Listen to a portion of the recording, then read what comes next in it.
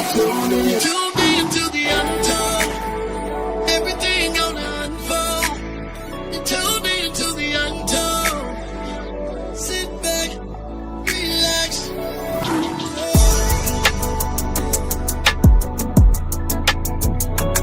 Relax. Please sit back and relax. This is the untold.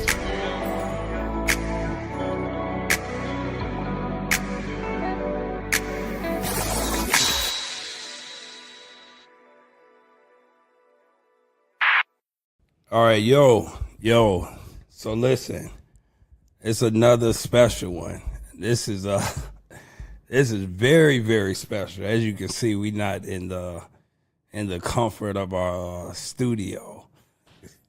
That's because we got my brother that's been my big brother for decades with an S. Yes. It's gonna be a lot of this today. But yo, I can't even hold you. Like, this is my dude on levels y'all about to find out. But we got the hometown, Dave Hollister. Oh, bro. Is here, dog, I'm so hyped. Man, it's been a minute, man. It's been a minute. Oh, it's been way too long, bro. Not that we don't talk. Right. I'm saying it's been a minute. Yeah, it's been a minute since this. I'm supposed to been doing this. Oh yeah. So he was one of the ones, like I tell y'all all the time. There's certain ones, like whatever this show is that's brewing, there's certain ones that made this a possibility. Man. And he's definitely one of them. On top of everything else I've done in my career. But how you doing, bro? Man, I'm just glad to be here. You know what I mean? Like, living and then being here at home, like, you know, being able to chop it up with you, man. The first day we got, as soon as I got here, you know what I mean? Yeah. It's like, man, where the little homie at? Where my brother at, man? You know? I was Johnny on the spot. Like, Definitely. Wait, where we at? What we doing? Right. All the time, though. All the time. Man, it ain't changed, man. It's just good to be home, man.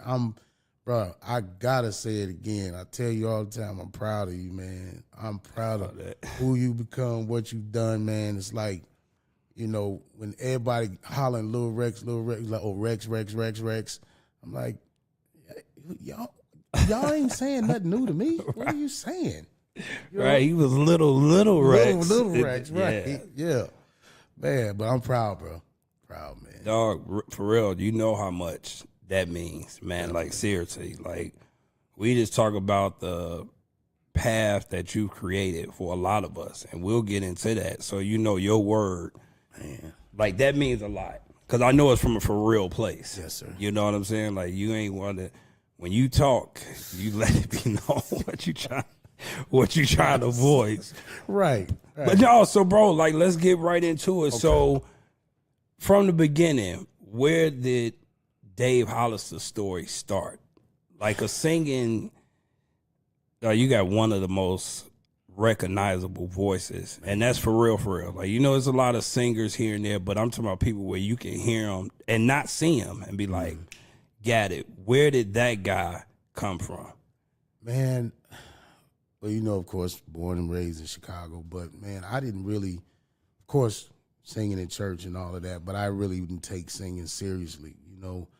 Coming from St. James, it was a bunch of, you know, singers. Jesse Campbell, you know, he was basically the bar. He was the bar in our church. So it's like, you know, but Bishop Campbell would always, if I was singing, Jesse was gonna sing. If Jesse was singing, I might sing. You know what I mean? But he had certain things that I would sing that he would only want me to sing.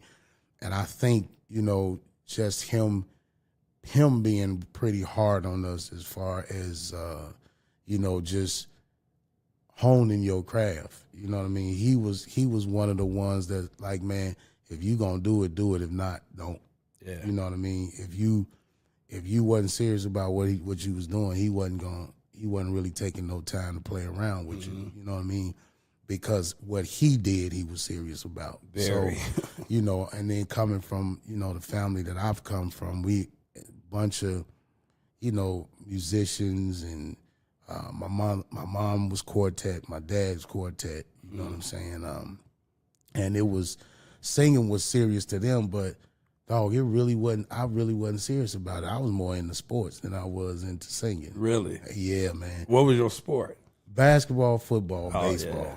All three, Gotcha. but my father, I don't know why my father tended to think I was better in baseball than I was in football and basketball. I'm like, no. Did you like baseball? I really didn't, but I played it, and I was good at it. So you were just an athlete? Pretty much. Got you. A little 130-pound skinny athlete. On go. On go all the time. But when my hopes of being in any one of the major leagues, league, MLB, NFL, or NBA didn't happen, I kind of fell into the singing thing. 16 went on to Vanessa, and that's pretty much where it came from. Like, that's right there, the door. That was the fork in the road. That was it. So the Vanessa, how did that situation come about? I was in a group with Mark Taylor. Remember Okay, Mark Taylor? yeah, absolutely. Of course, everybody knows Mark Definitely. Taylor. Mark Taylor was, he had a group called Gospel Inspiration, and Mark ended up becoming Vanessa's MD. So Vanessa's tenor he had to, go on. For some reason, I had to fill in for him. Gotcha. And he was like, "Don't worry about it. Don't just go do what you do." I said, "Man, I'm not worried. You know what I mean? I'm not worried about it. Just give me the parts. I got it." Yeah. You know what I mean? And I'm all of 16 now, getting ready to turn 17. So I'm a junior in high school. Yeah. Man, I get on the plane, bro. Get on the plane, listening to the music all the way there. And it was actually my first time on the plane. So, first time on the plane, going to D.C., I never forget it. I never shall forget. Man, I was on that plane. The turbulence was going crazy. I'm like, Lord, really, you going to put me on a plane at 16 to kill me? You know what I mean? But I was sitting there acting like I was a boss, like it wasn't bothering me. Yeah. Like I've been here before. All the while, they're terrified listening to the cassette Walkman of the show. Now, you know how far that is. Absolutely. You was here with it. Yeah, right. Right, though. You know what I'm saying? Sit there and listen to it, man. Got there. She never saw me. Never saw me before we went to the stage. I'm on stage. We doing the intro. She walk out. She never saw me. Just walked to the front. Whole time. We got to Nobody But Jesus. It was either Nobody But Jesus or Peace Be Still. That was the first time she turned around. And that was almost at the end of the show. That was the very first time she turned around. She turned around and she looked at Mark to get ready to, sing the note. Then she looked over and she went. And then she turned around like, okay, and started singing. Because then when we got out, when the show was over, we was on the show with Keith Pringle. I know you. Oh, come on. Keith Pringle. Come on, dog. Oh, yeah. We went back, man, back to the our dressing room, and she said, "Tell Mark and that little boy to come here." So And that little the boy. little boy, yeah. So I came in. She said, "Baby, how old are you?" I said, 16. I'll be 17. She was like, "You got a big voice to be so young and so little." She was like, "I like you. Mark, I want to keep him." And I stayed. So old boy was out of a job. We done sang that a bunch of times. Oh, yeah. The same scenario. Verbatim. Right. Verbatim. Same thing, man. So, at that point, I just sitting under her, Yeah. learned so much, man. I learned, she taught me placement. She taught me tone. She taught me, what was important in singing. You know, what to make your voice stand out of the crowd, and which is taking care of it, doing what you need to do to work on, like her big thing is placement. Yeah. And if you think Vanessa, you think placement. Absolutely. Placement and tone. And she was real big on that, working on tone and placement. don't have to. You can show them that you can run, but you don't have to run everywhere. Yeah. You know what I mean? So let's lock in a light tread. Exactly. Right. Something. Right. So that's basically where. So let me ask you this, because Vanessa, oh my God, man, I'm such a fan of hers. Jesus. Just like to see, like it was like that era when it was like her doing something or John Key. Yeah. It was just like an era of, but her saying that to you, what type of battery in your back? Because for her to sit there and say, yeah, you got it, bro. I'm telling you, I got chills not just thinking about going back to that time. Man, I'm 55. We talking about when I was 16, man. Yeah, wow. And she, crazy. I still remember vividly her face, the sound, the sound of her voice, and then her saying it. Man, I was like, this is Vanessa Bell Armstrong. Yeah. Saying that you got a big voice for your size and age. You know what I mean? That meant a lot. It was like, but I never did, like think that I had arrived or nothing like that. You know what I'm saying? Yeah. It was a humbling experience, but it was one of those that said maybe I can have another career outside of sports. Yeah. It look like I ain't gonna make it because we're too little, we're too thin. You know what I mean? So it was, man, I'm telling you, man, it was almost like I felt like I can do anything at that point. Yeah. You know what I mean? Because my hero had basically told me, you know what I'm saying? Hey, you could do this. Yeah, it was a stamp of approval. Yeah. And then, man, it was like she brought me around her circle at that point. You know what I mean? She basically took me in like I was her child. And she still, to this day, calls me Lil David.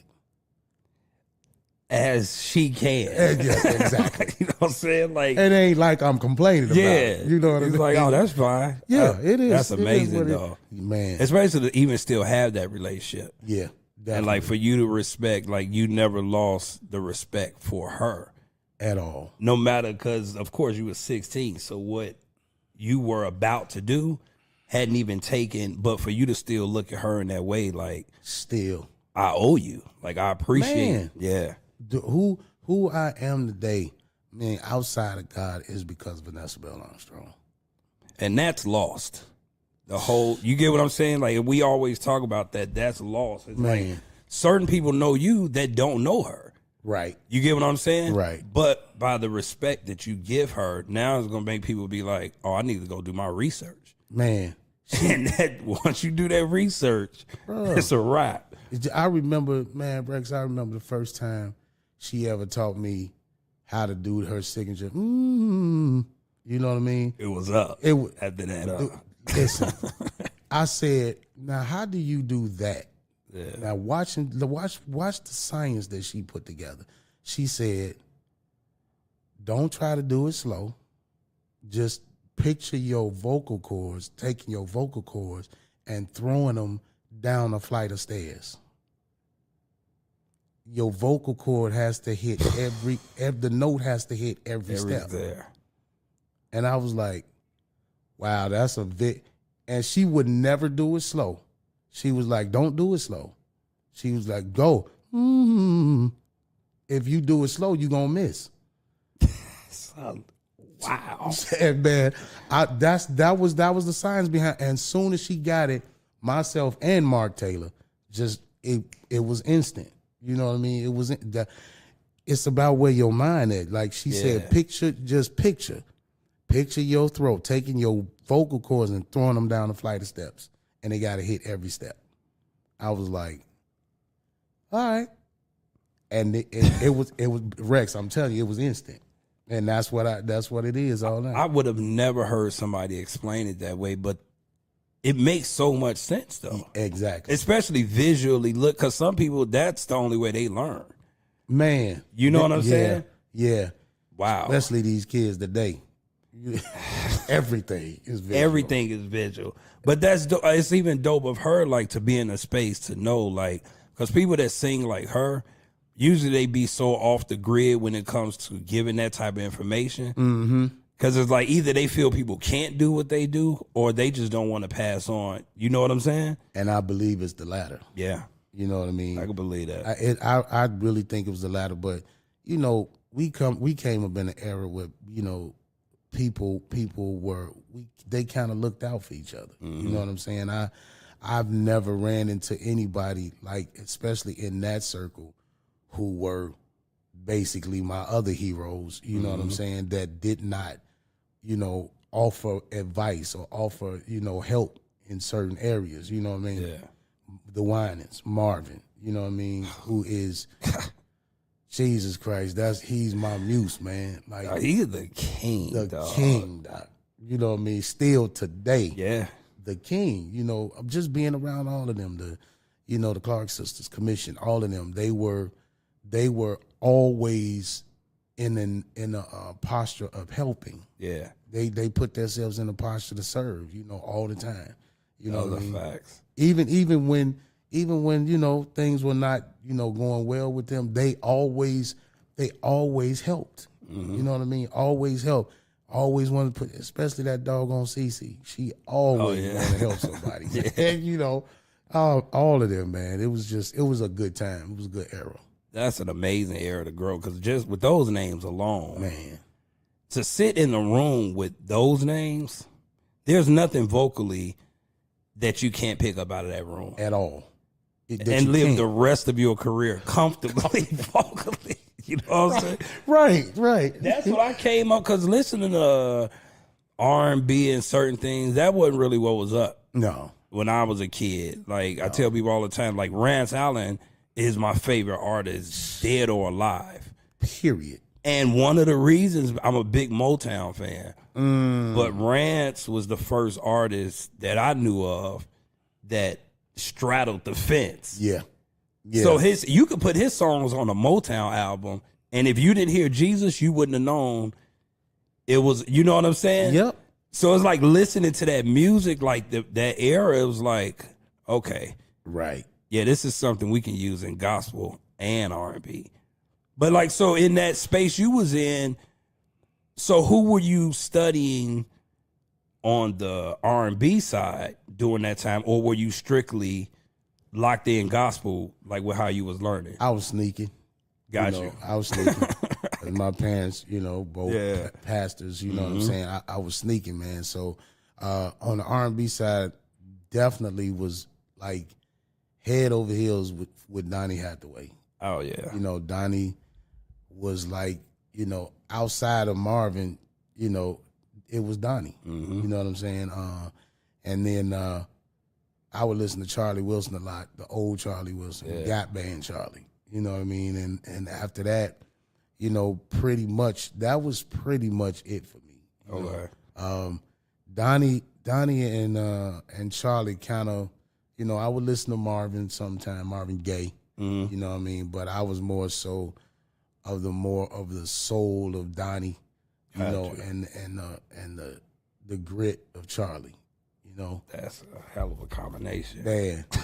Bro, it was, and I was hiding them tapes again. Yeah, you know what I mean. And my mom and them, they never found my little Walkman that was underneath my mattress. You know what I'm saying? Because they didn't play that at all. You know, they wasn't going. Not at all. Not at all. They ain't even want to hear it. So you went from. So during that space, you did Vanessa. Where did your career go from there? Like, cause you stayed on the background lane for a minute. So where did you go from her? So while I was with her, I was also doing Daryl Coley. So I was doing them both at the same time. 'Cause a lot of times they were always on the same, you know, shows. Or so you was double checking. Oh yeah. Yeah, as all of us. Yeah, were. You was like, tell Daryl I'll be down there to get my money in a minute. Hey man, it was so crazy because a lot of times he would use her band. You know what I mean? Oh, okay, they would share bands, and then, you know, again when he would have different shows and stuff, we would go with him. You know what I mean? That's and dope. she again, they wasn't tripping. Yeah. Back then, like today, it'd be a big thing. Yeah, But, they'd have been a fell out. Oh yeah, man. But it was, so I ended up doing them at the same time, and then Vanessa had a keyboard player by the name of Rob Robinson, who's passed away now. He actually brought me over to Glenn Jones. And I started doing Glenn Jones, and once I hit Glenn, it was up from there. It was a wrap. Oh, yeah, man. That dude, now, I'm going to be honest with you, that's another one that once I ended up singing with him, he became my roadmap. You know what I mean? Like, that dude's voice and he still sounds the same today. Dude, we was just on he just came to my show, City Winery in Atlanta, and I brought him on stage, and that dude. Oh, that was crazy. Oh, I know. God, man, that dude's voice is clear as a whip and still up in the air, man. Yeah. Like, boy, how you doing that? You know what I'm saying? Yeah, still clear. Let's start there. Let's start clear, there. Yeah, man, it's still clear. So I ended up really doing him, and that's kind of where everything, kind of progressed from there. The whole Tupac situation came into play. How did that happen? So we was in Japan. Okay. I was in Japan with Glenn, and we was there. I don't know if you had a chance to play it. It might be closed now. It's called the IMSA Club. It was the IMSA in Japan. Yeah, they had the IMSA Coliseum, and then they had the IMSA Club. Okay. So we was playing the IMSA Club, and we were there for a week. We was doing 2 shows a night there.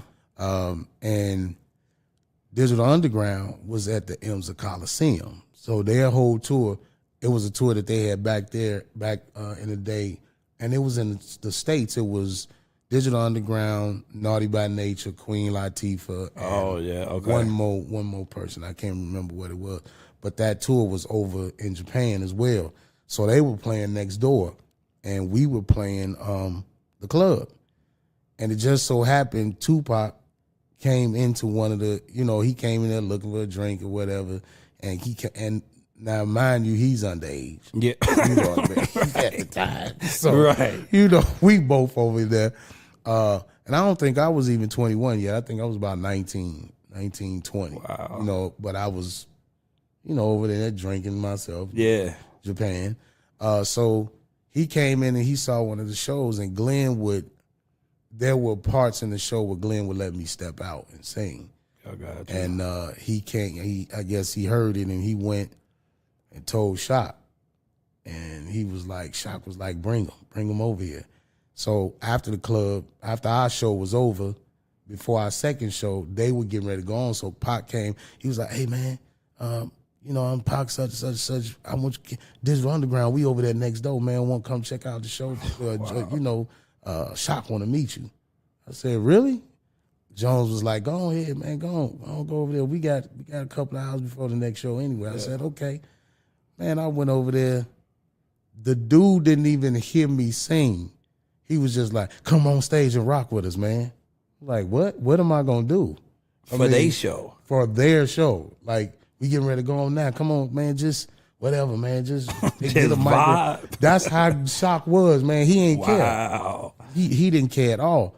Man, we got on there. They started, doing sex packets and Humpty Hump. I just started just riffing, just running all over the place. And just going. Yeah, just the Humpty Dance. Bro, I brought the church to the Humpty Dance, the Digital Underground. Man, after that, they was like, hey, dog, what you doing? I'm like, I live in Chicago. I was still living here at the time. Okay. I hadn't even moved to Jersey yet. I said, man, I'm in Chicago, just chilling, waiting for the next gigs. I'm on tour with Glenn, we doing a little tour. He was like, hey, man, why don't you come out to Cali and, just join the Underground? I was like, huh? What would I be doing and join the Underground? So I ended up talking to Chop Master J. That's the dude that has the big hats, wear the big hats, and he be playing on the drum pads and all of that. So we ended up talking. He said, man, you should come on out, man. He was like, I got a band, man, that's going we gonna be a spinoff of Digital Underground, but we gonna rival Tony.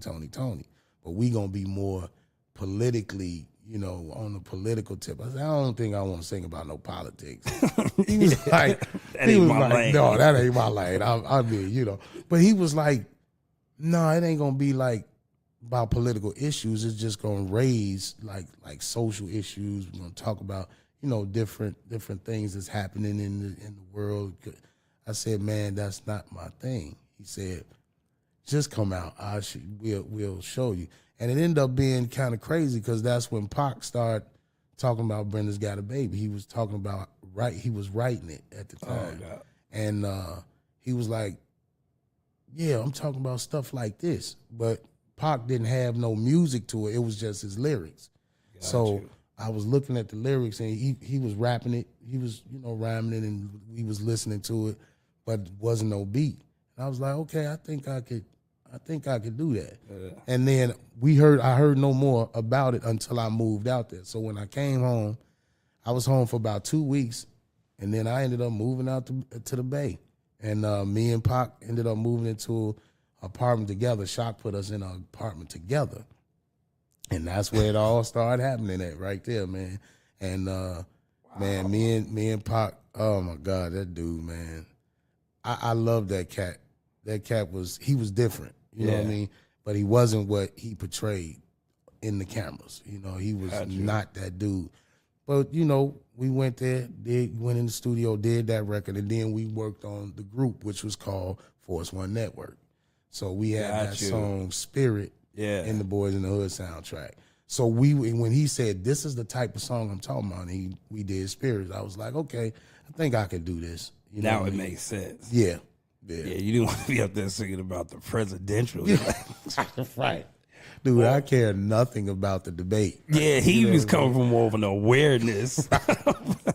But, dog, that's crazy. Dog, the fact that you sitting here talking about you and Pac sharing a part, like, dog. Yeah, man. And you so relaxed about it. I think that's, people don't know, and that's what we was talking about. People don't know everything you've done. Right. Like Pac, he lived way further than his age. Oh, man. Like who he was is who's needed now. Now, exactly. You get what I'm saying? He was actually way too far ahead. The right, world couldn't. But it's like for you to be in a space like, man, y'all were friends. Like y'all were. Exactly. Wow, bro. Man, Rex, a lot. And see, here's the thing, man. A lot of stuff, Rex, that I hear people saying about him and they supposedly had done with him. Mm-hmm. Like, y'all some lying. You know what I mean? Like, y'all ain't never did. Pac ain't did that. You know what I mean? Because when you know somebody, like somebody can tell me something about you and I'll be like, nah, Rex ain't never did that. Yeah. Or he ain't never said that. You know what I mean? Because I know him. You know what I mean? And there were times where people were saying that they were with Pac and we were somewhere. And I'll be like, you know what, man, I ain't gonna even bust nobody, bust nobody chops open. You know they know social media wasn't even thought of then. Exactly. So you got away with a lot of, oh yeah, I'm hanging out with this person. No, you weren't. You weren't. We were at the same place. Right. I know I didn't see you. Exactly. And I didn't see you because basically it was in the house. But people don't understand. And that's the thing. People like you who can actually voice certain experiences or certain things, you don't. No. Because, I mean, you let your work speak for itself, but at the same time, you don't really need to because that's not what makes you. No. It's what helped you become who you are. You get what I'm saying? Exactly. But we ain't never like... Because if people had the story, just that story you just said, they'd have been on, podcasts would have been created because of their stories.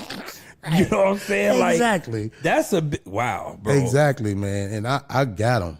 I trust me, you know I got already stories. Know. Yeah, I got stories. I just, you know what I mean? It's not important to me. That's not, you know what I mean? I'm not here to capitalize off my boy. You know what I mean? Yeah, absolutely. He was my dude, and that ain't cool. You know what I mean? So, like, and that's why I sit here and listen to, oh, man, I could go into just some craziness. We would have had to block out another day. Yeah, we sure would, man. Like St. Louis, he ain't going to make it. I ain't going to make it. I got to finish this with my bro, man. Yo, so let me ask you this. In that space, so during this time, were you thinking about a solo career? Were you thinking about going to another group? Like, where was your mind when it came to your career At that point, in the while you working in that situation? I wasn't. I really wasn't thinking about it. Yeah, know you what I mean? was I was working. just going. Got yeah, you. because they kept me going. Like the Bay Area is like that music scene is crazy out there. You know what I mean? If you in it and you want to, you know what I'm saying? If you really want to be a part, you can work. Yeah. You know what I mean? So it wasn't really. I was just so caught up in the fact, first of all, that I was with Digital Underground. Yeah. You know what I mean? That was the first, you know what I mean? Yeah. And then to be a part of a spinoff band, because it was actually a band where I was the lead singer, the front man, just like Tony. Yeah. You know what I mean? Because it was modeled to battle them. You know what I mean? Yeah. But I'm like, how are you going to battle R&B band with political or social? It's not going to work. Too much. Yeah. Too many hands in the pot. Yeah, Right. Like, no, So, bro, we was just I was just work, and I ended up starting to work within that culture. You know what I mean? So I ended up working with the Tonys. I ended up working with In Vogue. I ended up working with Tommy and Denny, who were the producers of a lot of that Bay Area stuff. You know what I mean? I ended up becoming like a session singer or session vocalist, you know, out there in that culture. And Chopmaster had a problem with it because I was his little prized possession, but Shock didn't.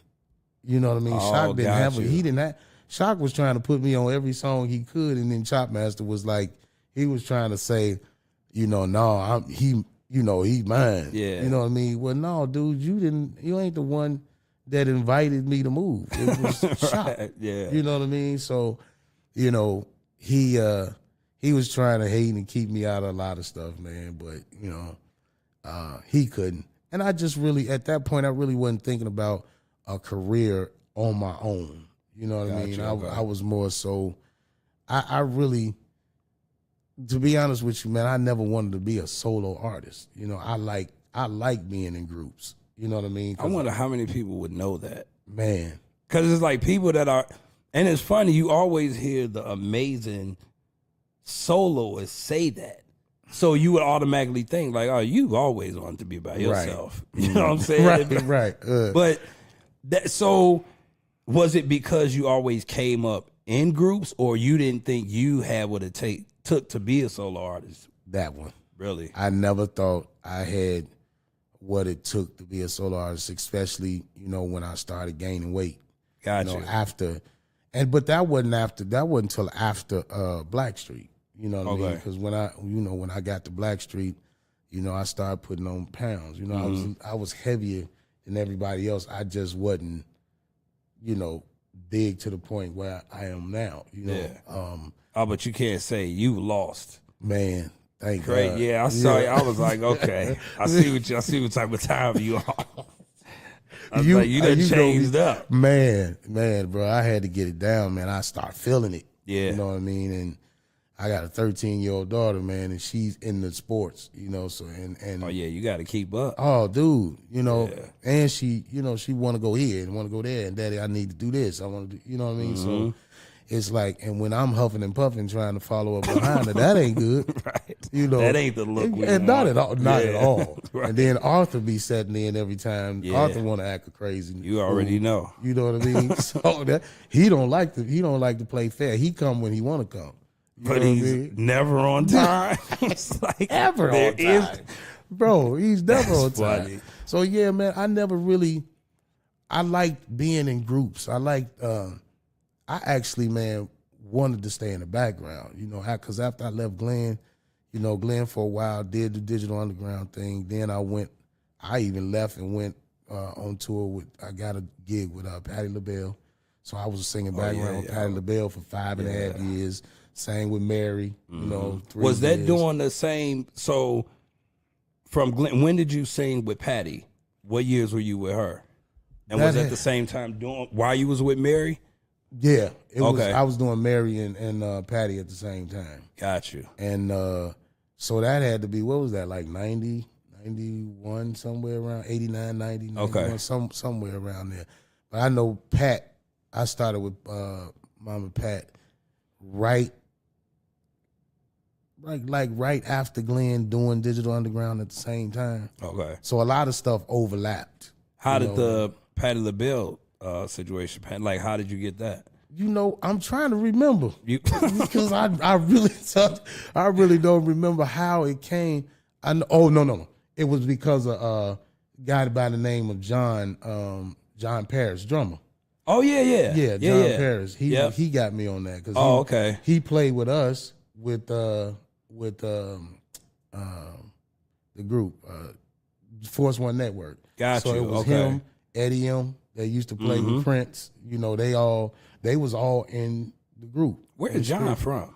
L.A. Okay. John's from L.A. And so he actually got me the gig with Patty. So from that point on, man, I was in. I went from her. I did Taylor Dane. I sang background with the group Toto. Remember Toto? Oh yeah. Sang with them for like 2 years. Off and on. What's her name? Stevie Nicks. So I did a lot of pop stuff too. Like, you know what I mean? People definitely didn't know that. Man, did Phil Collins for a year and a half. Yep. Dave, are you kidding me? No, not at all. Not at all, bro. Phil Collins. Bro, whatever you did after those gigs was destined. Cause you weren't just singing with like just regular artists.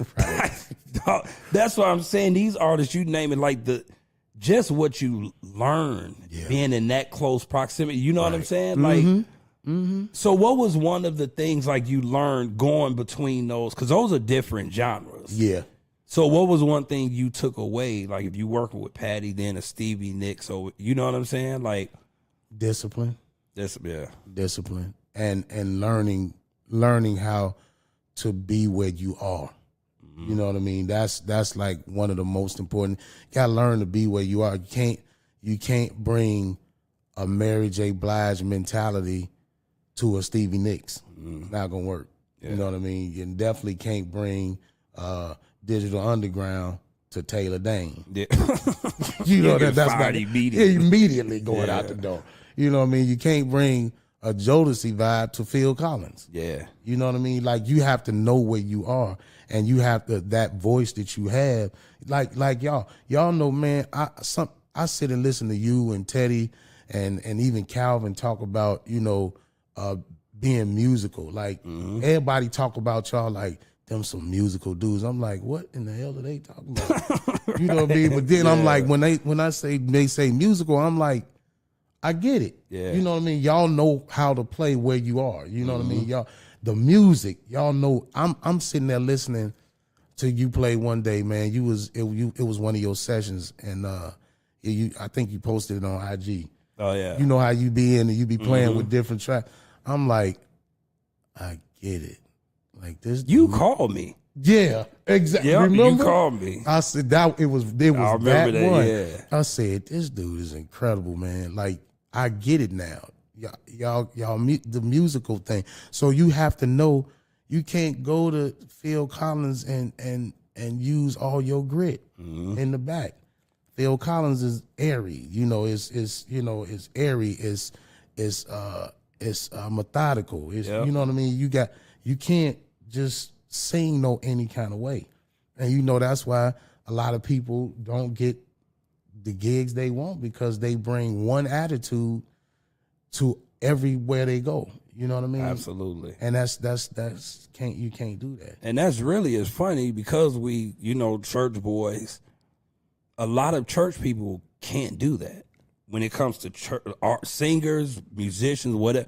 It's like, yeah, they want you to be you because that's why they're calling you, but they also want you to conform yourself, camouflage into what's happening. Exactly. You know what I'm saying? Yeah. Like, figure that part, and that's a jump a lot of people, because it seems a lot easier than it is. It does. You know what I'm saying? Especially, like I said, you got your voice is known, so even you being able to, like, okay, and like I said, even, I know you said then you weren't on the solo mentality, Right. but you still had a voice that it could have stuck out. Man. You get what I'm saying? Yeah. So Yeah. then it'd be like, oh, he's too good. Like, no, we got to get rid of him. Right. Exactly. Man, you know who used to, man, Patty she used to hone in on that all the time. I believe I would say that she would be the one that I would say pushed me to the front.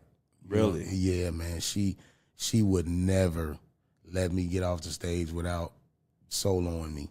You know what I mean? And I was like, you know what I mean? Because it was like four of us. It was four background singers because this one dude got hired at the same time. He came as a recommendation from her MD at the time, Uncle Bud.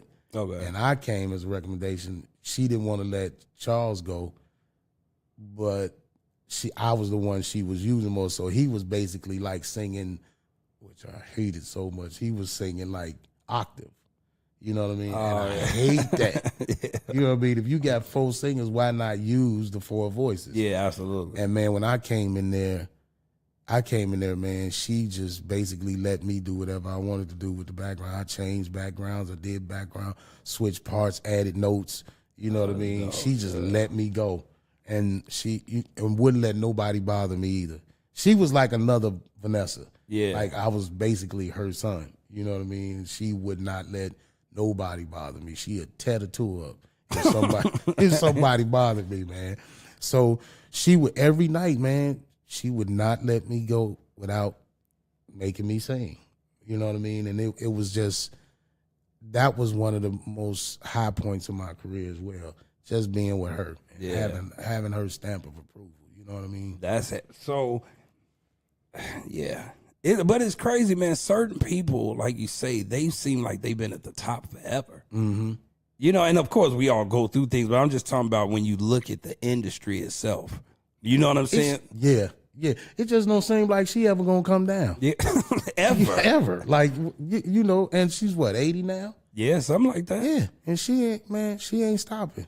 She actually tours more now, seemingly, than she did then. And bro, let me tell you, we used to always be on the road. Like, Yeah. I'm telling you, year round. So like, we'll go out 7 months, come in for 2 weeks, go back out 9 months, come in for 3.5 weeks, maybe a month, go about 10 months. We stay gone, bro. And it's like Those we were going tours. bro. Yeah. And when I tell you, half of our places was half empty because we ain't really do. It was a bed, it was a couple of sheets and some towels. Absolutely. Because we wasn't hardly ever there. You know what I mean? And she was going, and it ain't like we was going to different places all the time. We was going to the same places, and she was selling out the same places all the time. And that's what because we're going to talk about the timeless. Mm-hmm. The timeless R&B music, just thinking about that, what we was talking about earlier. But like in those spaces, coming from that, like, so when did the bug come? Because people don't like the Mary J thing, dog. I saw you singing on Saturday Night Live. I was so hyped. And I was a kid then. I think you had the dangling earring. Yep. I was like, Dave made it. I was like, Rex, you killed me with that. I was like, he's made it. definitely peaked. Because but see, in that space, like, okay, for instance, in that space, because now you with Mary, that's like Right. a hood. Uh-huh. You know what I'm saying? But it's like a grimy sound, but it's a clean sound. It's weird to explain. Yeah. But like being in that space, where did you go mentally? Because it really seemed like when you sang with Mary, I'm like, oh yeah, he belongs. Man. It's like you was coming into who Dave was, Right. seemingly. That's Right. what it seemed. No, you got it. You got it. You know, cause where we from. Yeah. You know what I mean? It felt like at that point I felt home. Gotcha. I felt like I was at home. You know what I mean? It's you know, because again, with people like Patty and people, you know, like Vanessa and Glenn, you have to, you know, those are older, established, you know, adult artists. You know, now I'm in my age range. You know what I mean? I'm in my genre. This is the type of music I like, and I was there from the inception of her album. I was there the whole time. You know what I mean? Because Jodeci, Mary, and Father MC, they were all working on their albums at the same time. You know what I mean? Oh, yeah. So you was, got I was there you. from the inception of it all. You know what I mean? So I was fit right in. Dog, what was that energy like? I see it on your face. Yeah. Do you really? Yeah. Bro, it was crazy because they were all in the studios together. Like if I was coming out, and this is Jodeci's first album I'm talking about. Jodeci, they was in one, then Mary, then Father. You know what I mean? And we was just hopping from studio to studio. Crazy. You know what I mean? It was nuts, man. It was nuts, and you know, them Jodeci boys, man. That was an energy all itself. Yeah. You know what I mean? Just them. Yeah. Themselves, man. It was I believe if you was there, you would have been in heaven. Yeah. Because it was just like to have like a Albie Shaw and Kyle West, working in one room, them doing vocals in another, Mary doing vocals with Mark and Corey, Mark Morales and Corey, Corey Rooney, Prince Marky D. Corey Rooney, yes, yeah, sir. It was just, I was in heaven, man. The vibe was crazy.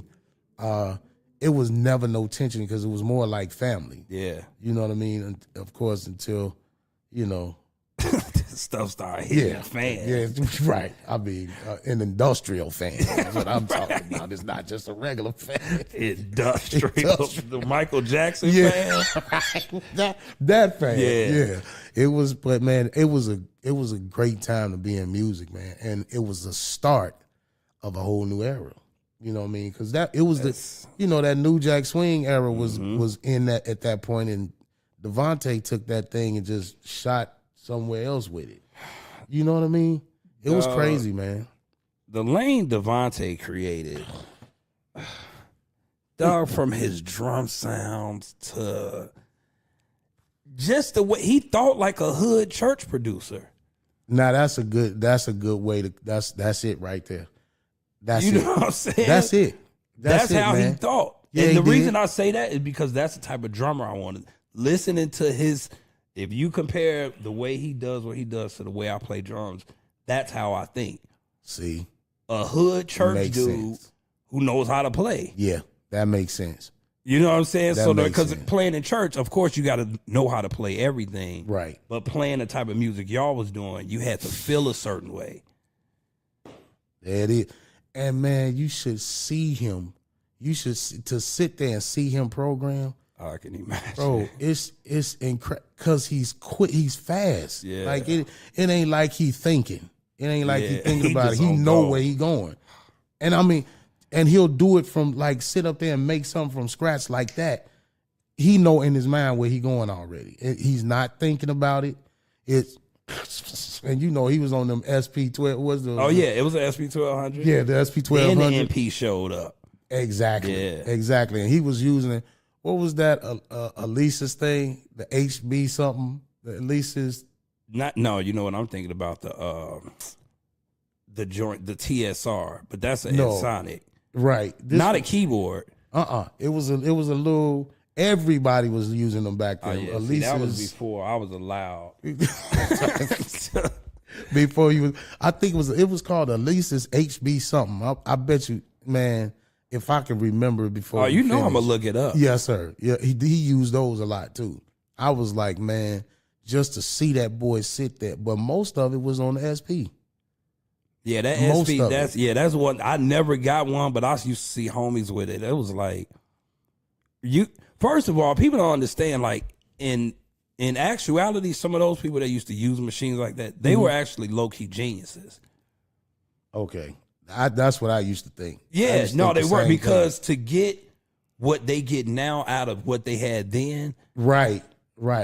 it was almost impossible again unless you had this other sense of like, oh yeah, let me just do it this way, Right. because you didn't have a lot to work with. At all. You know what I'm saying? So that's why I said, like, looking at a Devante, it was just like hearing his sounds, like you said, what he used. Like you said, I didn't even know how quick he was. Dude, I'm telling you, it was mind blowing how quick that dude was, man. Like to sit there and see him programmed when he programmed because he actually wrote "Gotta." You remember the song "Gotta Love"? Absolutely. That was actually my song. That was a song that they wrote. He did for me for a solo. I was gonna be signed to Swing Mob, yeah. And he actually programmed. He did that song for me.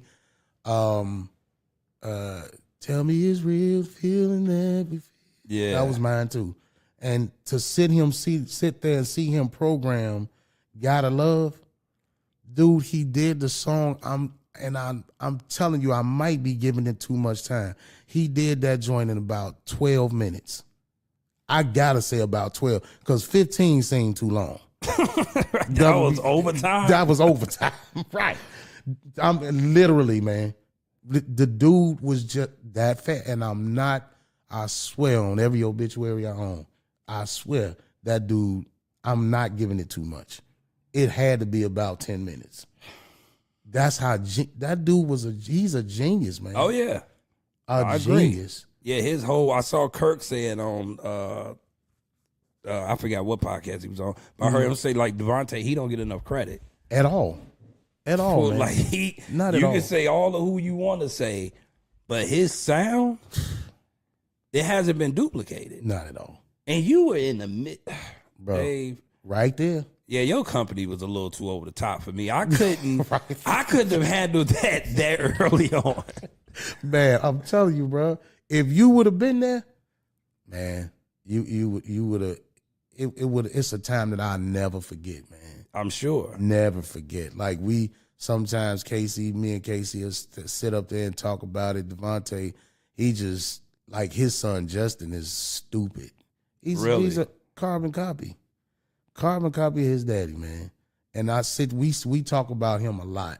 Talk about Justin a lot and just to see how his daddy influenced him. You know what I mean? And I don't really know like what Devante is doing like right now, except for touring. Yeah. You know, because he just been kind of quiet lately. Yeah. You know, but that boy, he needs to bring his genius back to the industry. Man, he needs an award. He needs like an appreciation program. Right. Old school Chicago. I'd go for sure. Right. So let me ask you, in that space, had you met Teddy yet? No. You hadn't? No. So, okay. In this space, like, you hadn't even thought about the solo thing still? No. Except for with Devante. Because Devante at that point was kind of pushing it. Oh, okay. He was starting his whole swing mob type thing. His Got whole you. swing mob thing. And it was, and I actually was the first artist. And then it was going to be, after I left, that's when, I was still there when Genuine came, but his name wasn't Genuine then. It was Tornado. His name was Tornado. That's a horrible stage name. Horrible. Isn't that a wrestler? Or that's a comedian? It's the Earthquake. Right. That's definitely who I'm thinking. You're right. Yo, G, listen, I'm glad, or Genuine, a.k.a. Tornado. I'm glad you didn't really lock into that, because that... Please. He'll die laughing if he heard you call him that's that. horrible. It is horrible. It's Tornado. Horrible. So, Right. Tornado came. So you were there. Right. You was there when Genuine came? Yeah, I was there when Genuine came.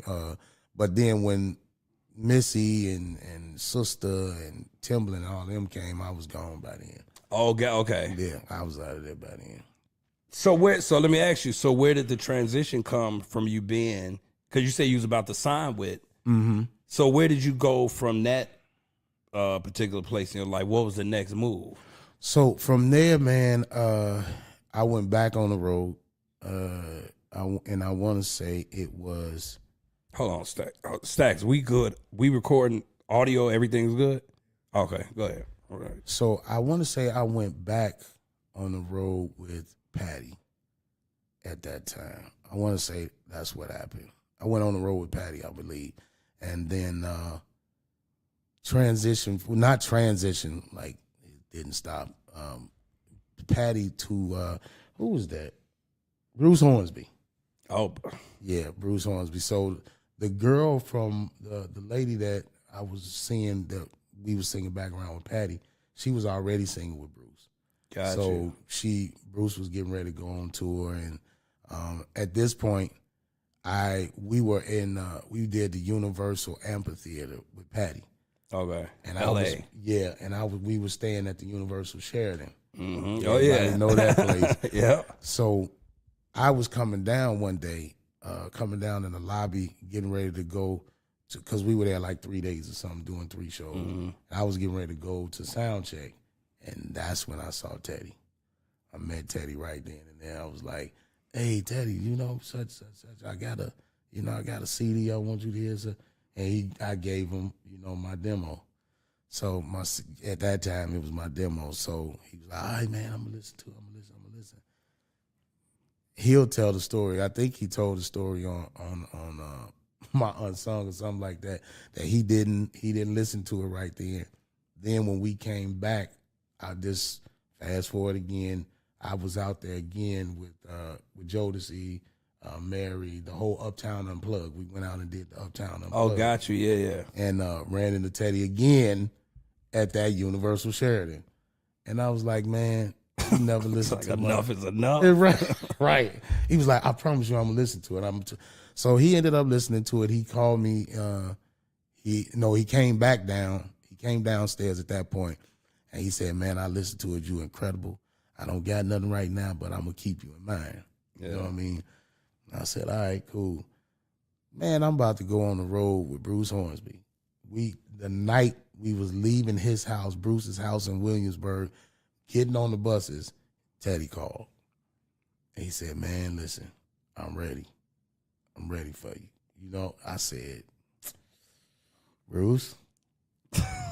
He said, "No worries, go. Go ahead and go." So at the time, again, my girl was touring with him as well, and we was leaving our car. We was leaving our car there, so I ended up taking the car and driving from Williamsburg to Virginia Beach, and that's where I ended up staying. That's where Blackstreet happened. Yeah. Are you kidding me? So that's it. That's it, Doc. You about to leave, and did he explain to you on the phone what he had? Or yeah. He did. Okay. No, he had already told me about the Blackstreet situation. Okay. He had already told me about Blackstreet because I was there at Hampton Coliseum with Mary. Okay. And he came backstage and was like, "Man, I remember you from the such and such and such." He's like, "I got a group." He told me that then, but I was getting ready to go on the road with Bruce Hornsby. We had recorded the record and all of that, Bruce's record and all that. And the night we was getting ready to leave, he called and he said, "I'm ready for you." I was like, "Son of a..." Because I'm about to go get this money. Oh, yeah. You know what I mean? This is money I see immediately. Yeah. This was Bruce Hornsby and Bonnie Raitt. We was about to be out for 4 months. Let me tell you something. I want to play for Bruce Hornsby so bad. Like, if you listen. Such a good dude, man. Yeah, I've never met him. Really. Yeah, man. That's a gig that don't know. Like, everybody that played with him has been with him for years. Yeah. Like, he won't, he just, he's that dude now. He had a dude named Molo that was playing. Okay. And he, the white guy, you know what I mean? He, pretty decent. But he would sometimes have to go out and do, because he would produce and he would call in drummers. You would have loved that gig, man. Oh, my. You would have loved that gig. You don't even have to move. No. That's what I love. You talking about space. Like, he had that type. I even know some piano players. They definitely take after him heavy. Come on, man. East loves him. East, man. I almost got Bruce to play at East's wedding. He's wanted him for his wedding. I reached out to him. He was gonna do it, but he couldn't leave the tour. He Rodney was on the road. They would have had to pick him up off the floor. Man, of course. Bruce, oh my God, yeah. Man. We gotta. I didn't even know you sung with him, bro. Oh yeah, bro. That's one of that's my and Cool and the Fan, man.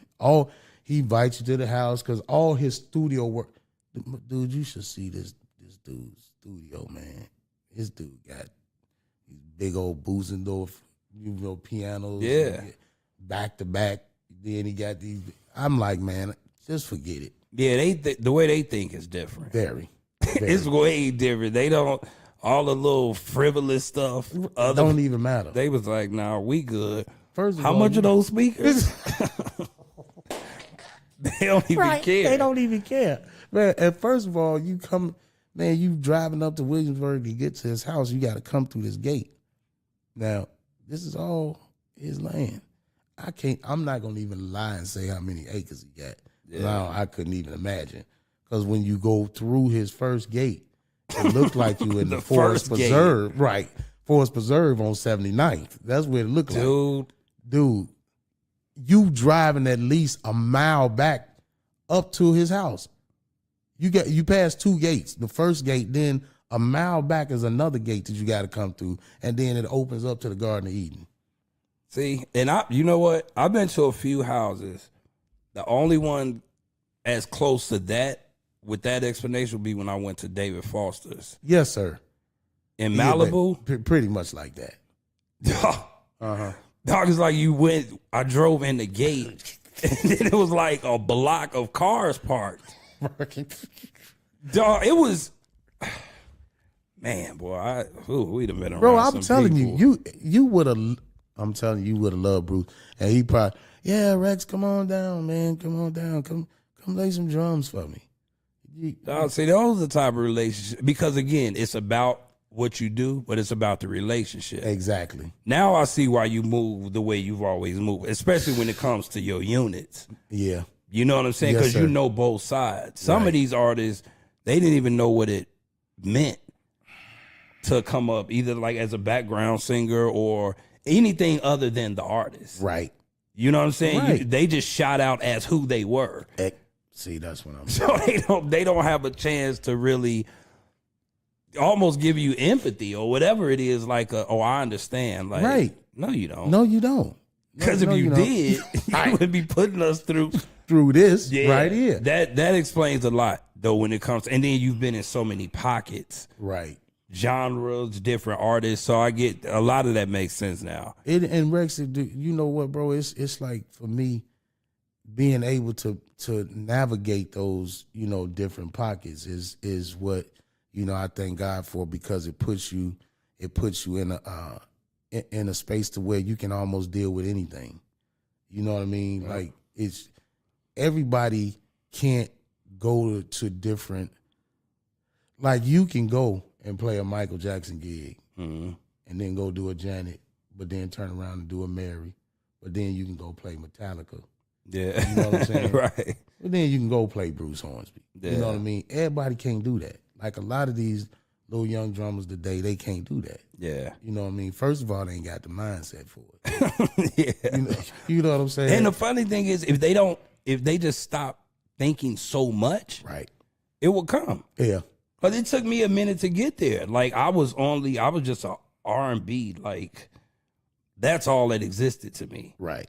That's all and then Teddy had a conversation. He was like, well, you sound great on that stuff. Mm-hmm. But I can't call you for anything else. I was like, ugh. I was like, okay, anything else. Right. Let me make sure I got you. Yeah, because in that moment, like you said, you want to be able, like, you were literally in a position where they could be like, Dave, we need you over here, or we need you over here. And of course, they're calling you for you, but you knew how to put you to the side and give them what they were calling for. Exactly. You get what I'm saying? Exactly. You're right. It's kind of a lost art. Yeah. And then I remember you and I were talking, I want to say it was yesterday or earlier, about, if I was getting called for the gig, I'm coming to take somebody's spot. Absolutely. Yeah, that's my mindset. Like, don't lay that there. Please don't do that. Because I'm coming on the plane, and that was one of the things, again, that reminded me of East when he came with us. Mm-hmm. On that Hennessy Privilege tour. That dude listened to the show on the plane, literally, and got off the plane and literally knew the show. And it was crazy to me. People still, we about to get to that story. Right. Because people don't, but you're right. Yeah. Like, you got to, I had the mindset, I'm coming. If you leave that spot open, you do not, trust me, whoever left it ain't going to get it back. Yeah. So wait, You said this is a window seat and you have to go to the restaurant, and this is Southwest. Got it. Get up if you want to. That seat is gone. That seat is gone. But those are and it's funny. Like you don't even do it in the place of where you have to hate on the other person. Exactly. It's like no, I'm gonna just do this job as I do it. Exactly. You know what I'm saying? And most people just rock with it. Man, I've been blessed in that area. Yeah. You know, to be able to do that. And at the time, it was like, you know, I was hungry. Hey man, I needed to work. Yeah. You know what I mean? And I just, one of the things, and I want to say this while we're here, one of the things that I like when I said I didn't want to be a solo artist is, you know, being a support act or a background singer, I knew I was getting paid. Yeah. You know what I mean? Oh yeah. As the artists themselves. Yeah. We don't know. We got to pay them first. Mm-hmm. You know what I mean? It's like, and you got to do it at all costs. It got to be, hey man, these are your employees. Yeah. You're the employer. Absolutely. So if you ain't making no money, that's on you. You know what I mean? So like, that's one of the things that I was like, I don't never want to be in the front. Yeah, he was like, nah, I'm more of a give me my check. I don't want to have to write it necessarily. Right. Yeah. No, yeah, because you got to make, like you said, when you got people that's working with you, you got to make sure they're straight first. Exactly. Because yes, this is your thing, but these are also people taking away time from what they could be doing. That's true. Especially when it's people that's putting their all into it. Exactly. You know what I'm saying? And you was used to giving these artists your all, so of course you want the same in return. Exactly, man. So I totally get that. So let me ask you this: like when the Teddy thing happened, you show up Virginia Beach. How did that all play out in the first? Like because you got this little nothing made you nervous vibe, right? And I'm not sure nerves hit at times. When I say nothing made you nervous, it didn't show. Right. I don't. You know, that's crazy to me. The only time I get nervous is in church. I never got nervous outside of church. Like, oh wow! And never. I mean, like, why you think that is? Man, you know what? I really don't know. I really don't know. I think, and it had nothing to do with confidence. It had nothing to do with that. It was just, to me, I guess I had I got to do this at all costs. You know what I mean? Or I it ain't gonna kill me. So you know what I mean? Like I'm just not a fearful person. You know what I'm saying? I don't get scared of much. Yeah. You know what I mean? But when I do something in church, that's when I'm scared. I mean, I'm nervous. Yeah. No, I get it. I mean? But other than that, when I showed up, the day I showed up, the night I showed up, because we was leaving, I got there at night.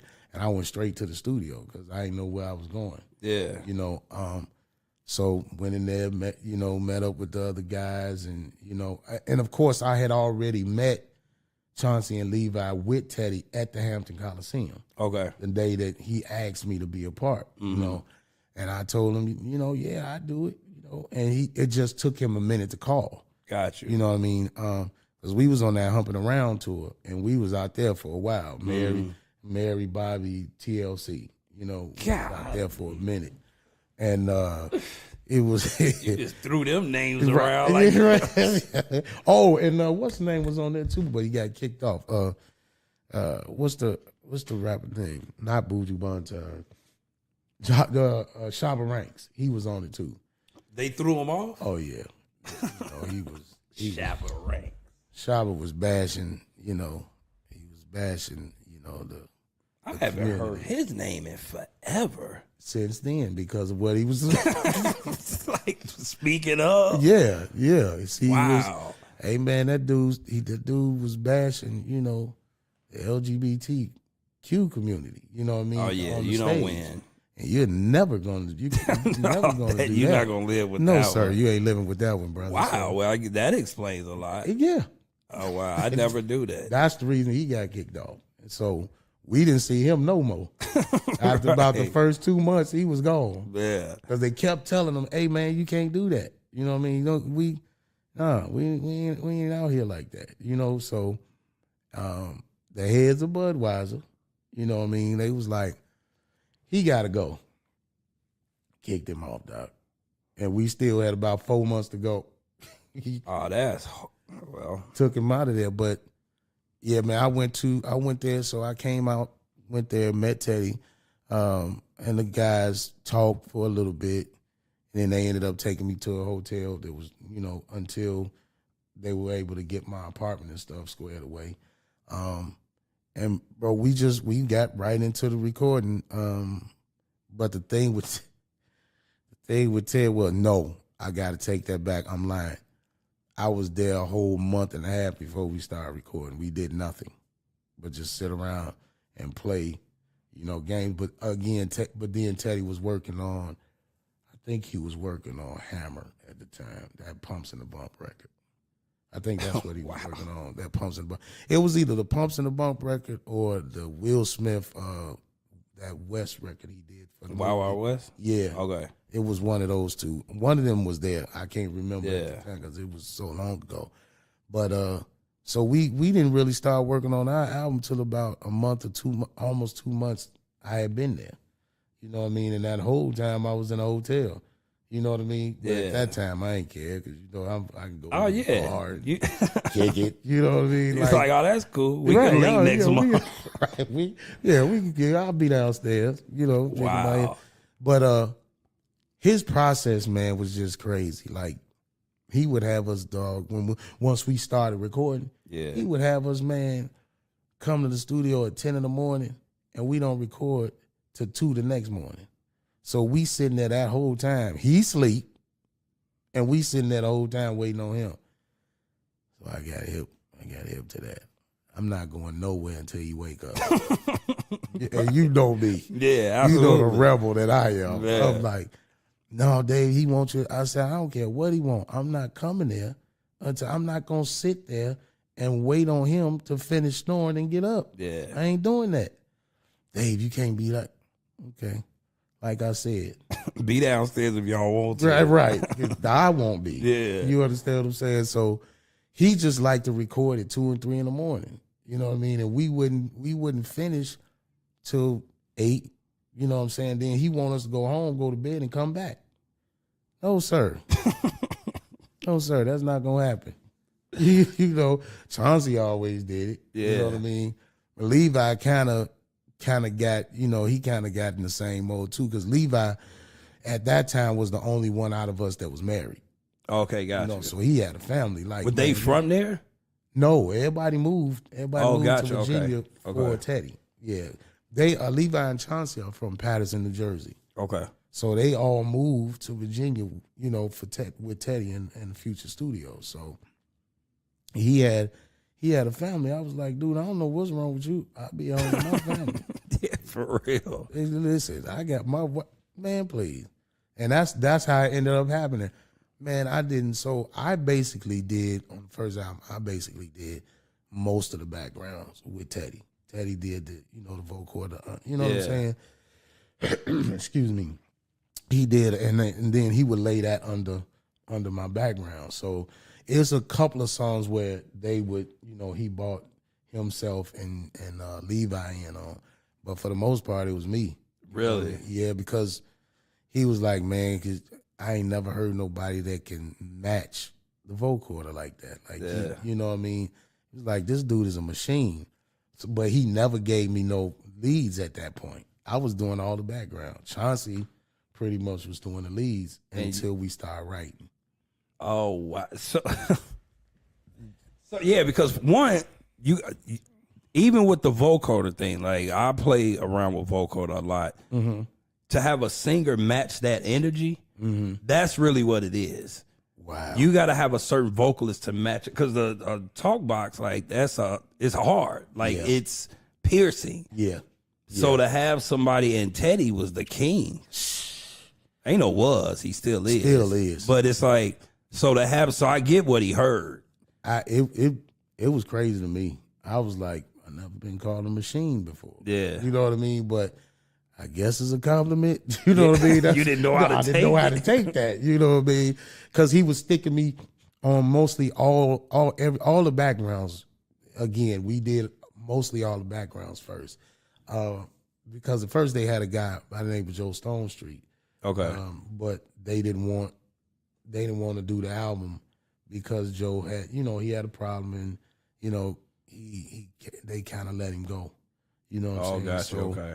they was like, we're not gonna do an album until we get the group member that's supposed to be here, and that's when we started working on the album. When I came, about 2 months later after I came, so it was crazy. We started doing all the background first, and then some of the songs that Joe was on, because they was recording stuff before, and he wasn't gonna use some of the songs because he was like, can't nobody sing that.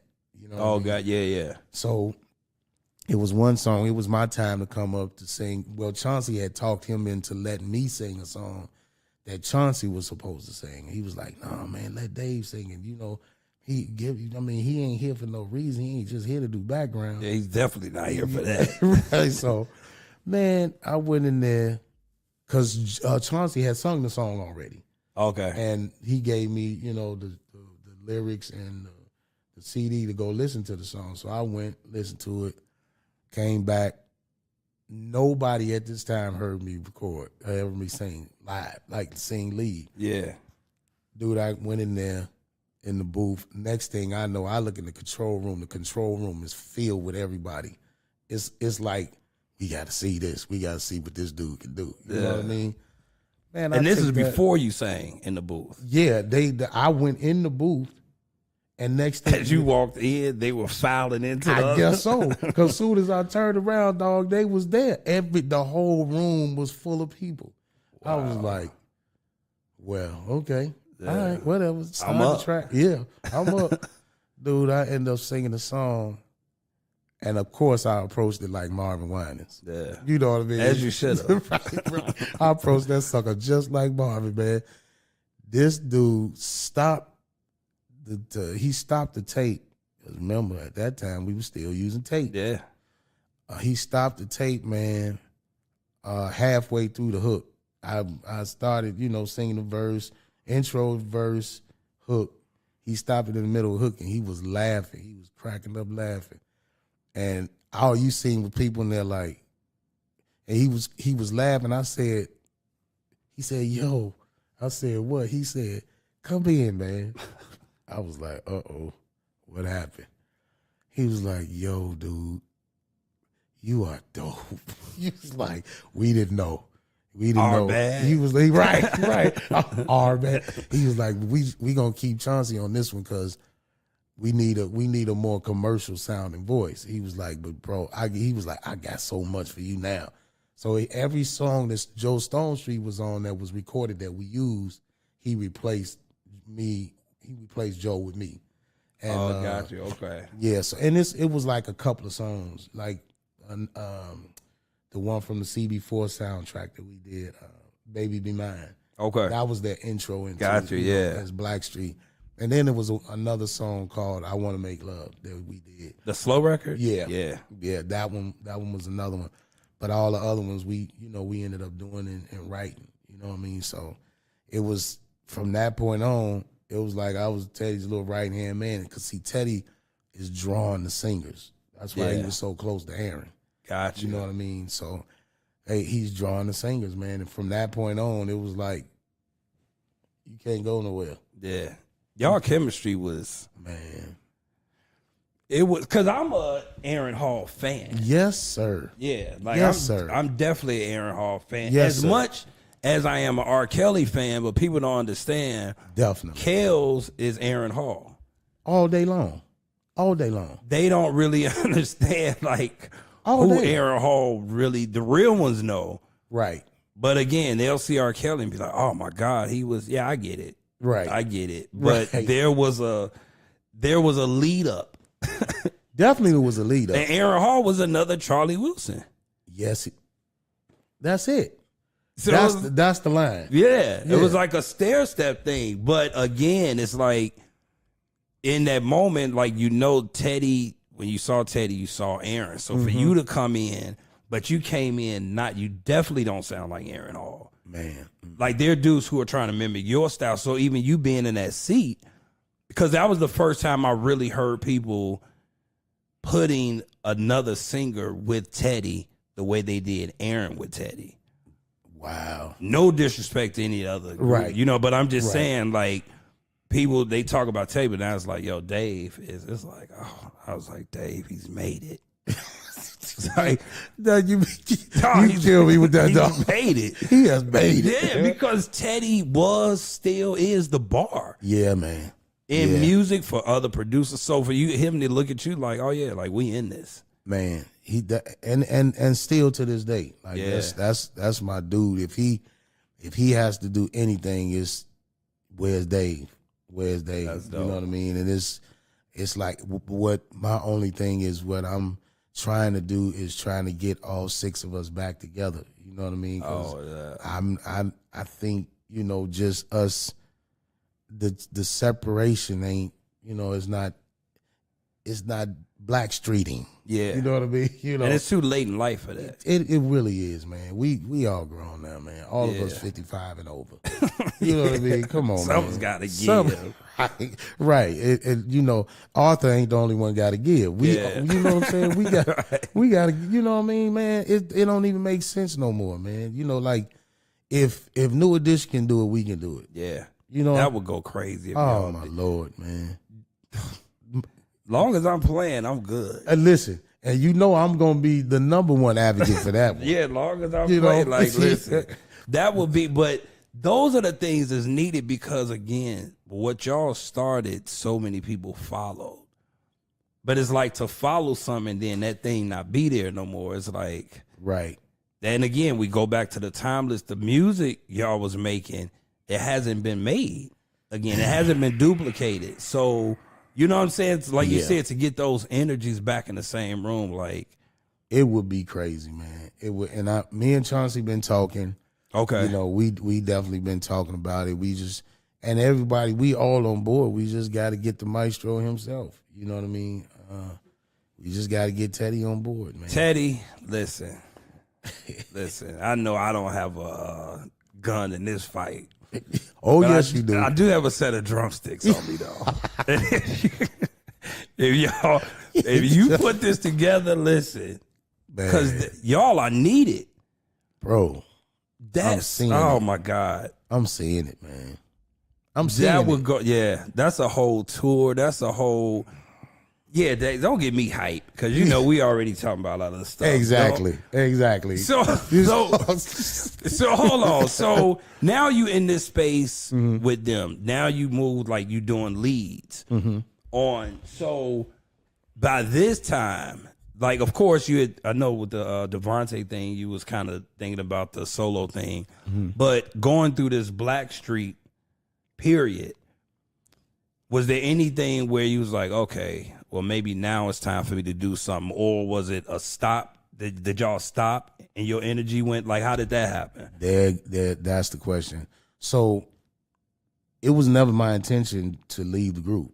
Okay. It was never my intention. What happened was Teddy owed MCA another guy record. He owed it. So they went to Trinidad to record. And I was starting to get offers to do duets and collabs and produce and write for people. Okay. And, you know, I called Teddy, you know, and I told him, I said, hey, listen, man, I'm getting offers. I'm just giving you a heads up. You know what I mean? He was like, oh, man, nah, Dave, you can't do that. I said, why? He was like, You're over there working. that I'm saying. Yeah, I mean, you. right. Now, we talking post-touring, you know, all of that. We done shut down for you to go and work in Trinidad on the guy record. Yeah. You know what I mean? Like, we supposed to just stay home and not get no money? Like, dude, you do know we just got off about 4 different tours, right? Yeah. You know what I mean? He was like, I don't want the people to be confused, so if it ain't all of Blackstreet, then, man, I can't allow you to do it. I said, well, allow wouldn't be the right word. you understand? Frank Lucas and Right. Nikki Barnes. Nikki Barnes. Right. Hey, what Man, allow wouldn't be the right word. That's a, You know, I said, because first of all, I'm grown, man. yeah. You know what I mean? I said, and at this time I'm married. You know what I Okay. mean? Married, got, you know, my sons, and And she was pregnant. Keisha was pregnant with Kaylin, and I was like, man, I got a wife and 2 boys, 1 boy on the way. You know, I'm not about to sit here and wait for you. Yeah. You know what I mean? Yeah. What part of the game is that? You know what I mean? He was like, well, I mean, I talked to not DreamWorks. I'm thinking about my label. Yeah. I was about to say DreamWorks. Yeah. Right. He said, I talked to Interscope, man, to get y'all a stipend. I was like, man, I don't want no stipend, man. I want to be able to go make my own money. You know what I mean? Make my. He was like, but it's the thing with the group. I don't want people to get confused. I was like, there is no confusion. People do duets all the time. Yeah. You know what I mean? And it was Coco that was really kind of pushing. We wanted to do this duet that we had been talking about for a long time. Coco, okay. From SWV, yeah. Her and then Gina Thompson. You know, it was just stuff coming in. You know, and he was like, well, nah. I said, all right. I said, well, then you gonna have to let me go. Like, nah, I don't think that's gonna happen either. I said, oh, it's gonna happen. It's gonna happen. You know, we because you were signed to his situation. Yeah. Okay. Yeah, I was signed to him. And he was like, I said, man, I'm gonna need a release. He was like, we in the middle of, let me call you back. We record. I said, okay. Needless to say, you know, with a little persuasion, he released me. And that's when you know, and it wasn't nothing crazy. You know what I mean? He just, you know, we talked about it and he released me. You know what I mean? He didn't want to. Yeah. But, you know, he ended up, you know, just going ahead and doing it. You know. What year was this? This was right before they recorded No Diggity. So 96. Okay. It was like 96. And man, the crazy thing was after he released me, I ended up hearing No Diggity.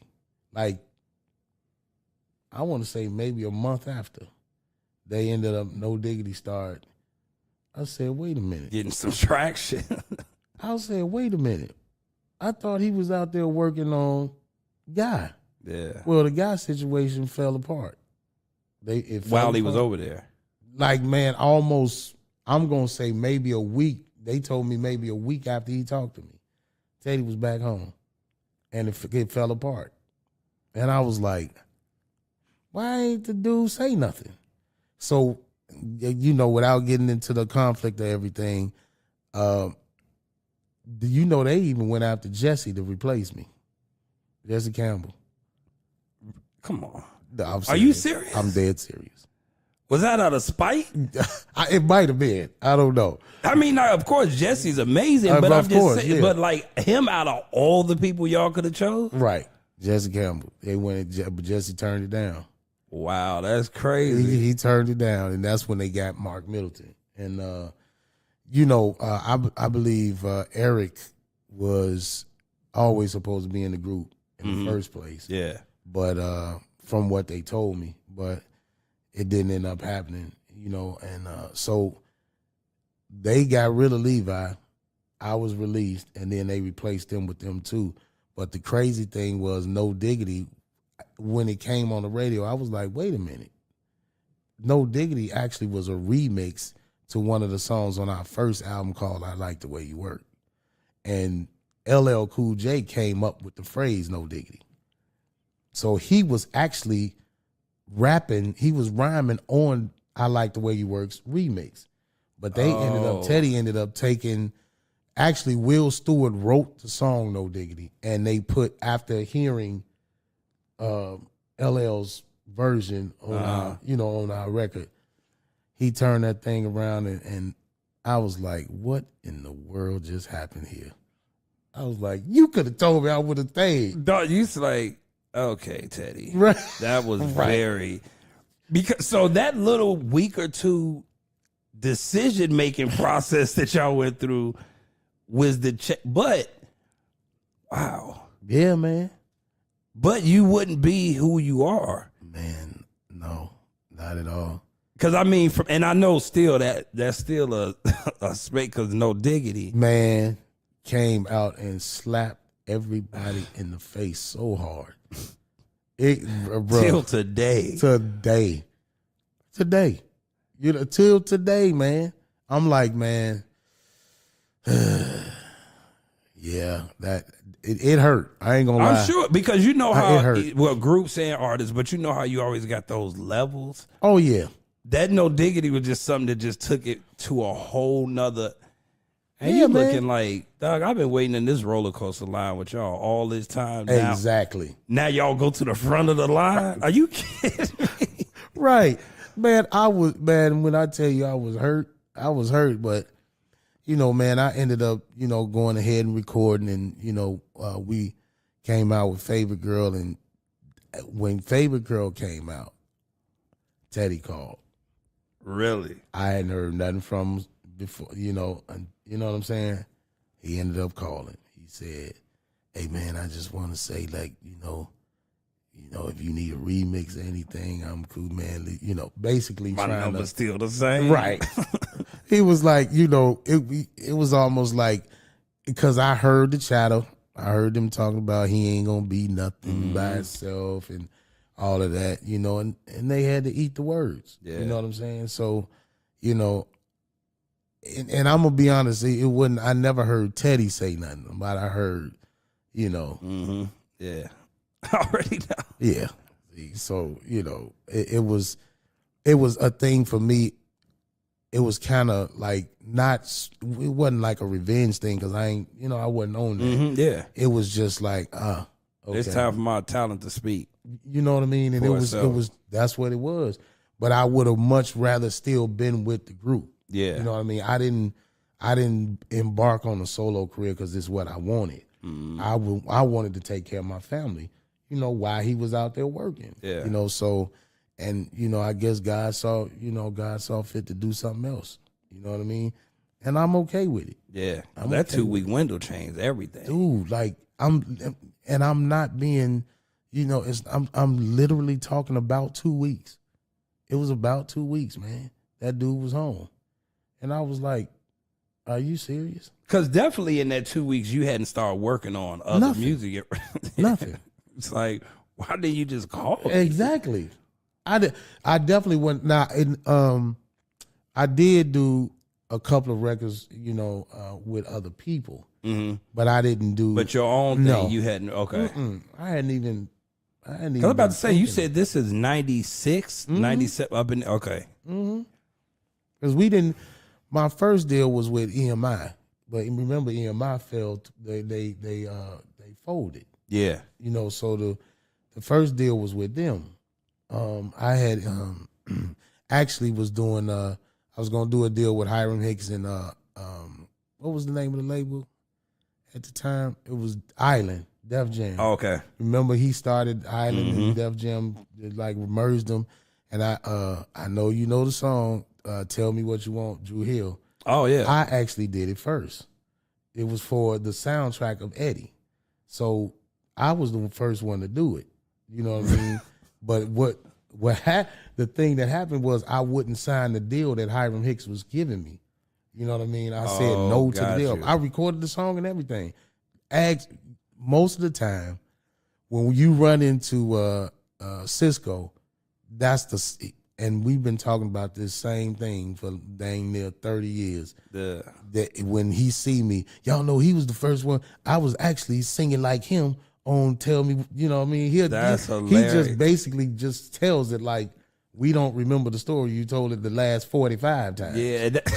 You understand what I'm saying? But he's just a good dude. He's like, you know, he's like a little brother to me, and he always talks about it. That's that respect. Yeah, that we keep talking about. Exactly. You right, man. You right. And I don't take it as like, would you please stop? Yeah, I don't take it that way. You know, I was just being funny, but like he's one of my little dudes, man. You could tell he's one of them that's gonna always make sure you know. Yeah. What you know what I'm saying? Yep.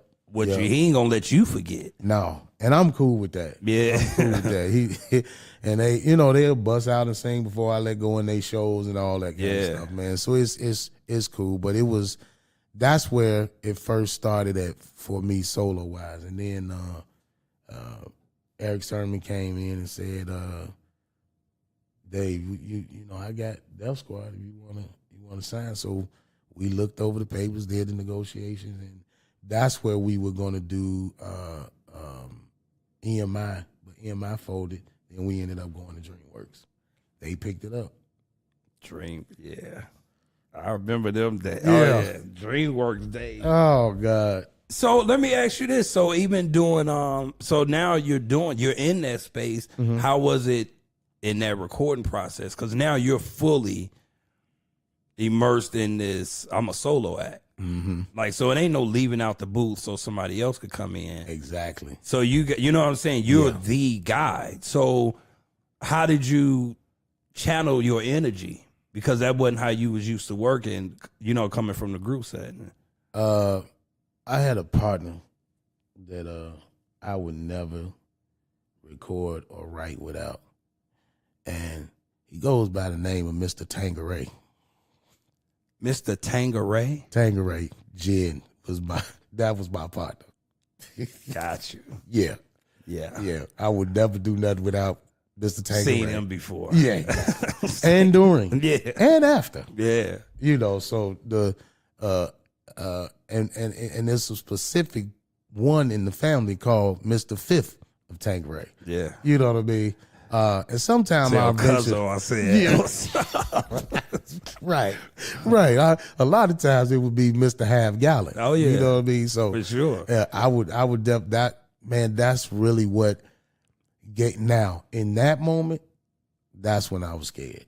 That's when I would, you know what I mean? Like coming from a successful group, jumping out into that solo space, it was like, nah, this ain't familiar territory for me. Yeah. You know what I mean? Because again, it's always been Digital Underground, Force One Network, Jodeci, you know, that kind of, that whole thing. I've been in groups all my life. So, you know, now I got to stand on my own 2 feet. Yeah. You know what I mean? So me and Mr. Tangeray had a lot of fun. Yeah, a lot of long nights. I was about to say, some nights Yeah. we both remember, most nights. But I mean, in those moments, you have to, Yeah, you man. got to figure out what is going, because again, like you said, going from the role you was playing Yeah. to now being the role, like you're the, you know what I'm saying? Yeah, so man. you got to have a certain type of, and like you said, confidence may have not been something you lacked, Right. but where you channel that confidence and the type of confidence it is because being confident as a person in the group is one thing. Right. But Right. now having a certain confidence where nobody is standing next to you. And bro, it's lonely as hell up there. Yeah. It's I'm telling you, man, it's like not being able to look to the left or right and see Chauncey or Levi or Teddy. Like, this is I'm out here in no man's land now. Yeah. You know what I mean? Like, I ain't Michael. You know what I mean? But This especially being in a space that you weren't necessarily looking to be in. And right. It was scary, man. So Yeah. it was like first not even thinking of the live aspect of it. I'm just right now thinking, what in the world am I going to record? Yeah. You know what I mean? Like, what do I do? How did you, so let me ask you this, even starting with Favorite Girl, was that the first song you recorded? No. Or that was, so who was the producer that you initially locked in? Was it Eric Sermon? Yep. Okay. Like I said, we our first deal was with EMI. Okay. Got you. So we had did a whole record. We had did like 20, 30 songs. And we turned the record in. It was, the name of the album was called Two Sides to Every Story. And we had artwork, everything. We even shot a video for the first single. It came out and all of that, man, called It's All Right. And I remember that song. Yeah, Oh, yeah. Right. How you doing? Definitely. Yeah, yo, that was the first one, Doc. That was the first one. Oh, wow. I remember that. Yeah. Right. That's funny. Yeah, man, that was the first one. So, but that was on EMI. Okay. So that's why, now, if you go on there on Ghetto Hymns, you'll see it listed. But when we put out Ghetto Hymns through DreamWorks, that song was a hidden track behind Baby Mama Drama. Yeah. You know what I mean? Because we weren't supposed to put it on there. It was from another label. Makes sense. I got Even though the label folded, we still, it was legally we wasn't supposed to be able to do it. But we did it anyway. And it was like a hidden track. If you remember going through Baby Mama Drama, it never stopped. Oh, absolutely. You remember? Okay. Because you start that off saying, "Are you ready?" Exactly. Oh, but come on, bro. You know where I'm at with it. Right. Like, I forgot. Oh yeah, bro. Yep. I remember. Yeah. So it was that, man. In that space, I was like, man, what am I gonna do? Talking to Eric, and Eric said, man, just first of all, you Def Squad. Yeah. You know what I mean? And I started approaching stuff the way I thought more like a rapper than I did a singer. You know what I mean? So that's how I approached my music. You know what I mean? And then I was like, listen, man, I gotta sing about what it is I want to sing about what I'm going through. Man, everybody go through problems, so I'm gonna just put myself out there. Yeah. And that's exactly what I did, man. And let me tell you something about E. Sermon. He's a very underrated producer as well. I agree. Very underrated, man. Yep. Like him and Mike City are two of the most underrated. Man, like they don't get they just do it. Let me tell you something. That doggone Eric Sermon, man, he do everything through that doggone WS, that workstation. Really? Bro, that he won't use nothing else. And he never had a case for it. He'd carry around his arm like this, bro. And then it was so bad, he would never get a new one. His knob was broke. So every time he played you a track, he had to take a pen and go in there and punch the knob inside the thing. Oh, yeah. He was a real one. E. Sermon was a man. And I would laugh so hard because he was so serious about that little pen, putting that little pen or pencil in there and touching that tab. It was the funniest thing you ever hear. But the funk that came out of that boy. I was about to say, once he pressed play, you was like, okay. Give him another pen? Right. Right. Oh, give him a straw. Give him something that's going to let that dude push. Because he was a beast, man. He was a beast. And he was real easy to write to. His records was real easy to write to. Yeah. Because he wasn't, even when he would put a B section in, it basically still had the same movement. You know what I'm saying? It was from the same thing. Yeah, but he wasn't changing chords. He wasn't doing none of that. Yeah. You know what I mean? He just found another part of the record to jump to. Right, absolutely. But he was incredible, really easy to work with and write with. So so you and him have found like a pocket. Oh, most definitely. Musically. So with the record y'all turned in, is that how much of that end up coming out later? Or did y'all redo it for your first album? When the record that we did for EMI, it was, let's see. I don't think we used none because I don't think we could. You know what I mean? Okay, but that never came. None of those songs ever came out, right? No. Okay, except for the "It's All Right" song. Right. Okay. And then now it was records that we recorded for it that we didn't use that I took for Ghetto Hymns. Okay. Yeah. Got you. So it was like, so me and E. Sermon pretty much did that whole record outside of Can't Stay, Favorite Girl, and My Feelings. We pretty much did everything else. He did Take Care Home? That was. Not Take Care Home. What's the song on the first? No, it's Can't Stay.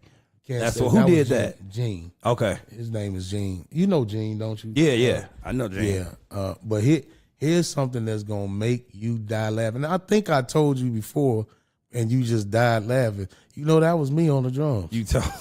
You died laughing just like that the last time, which would explain the black. Yeah, because I think we played it one day.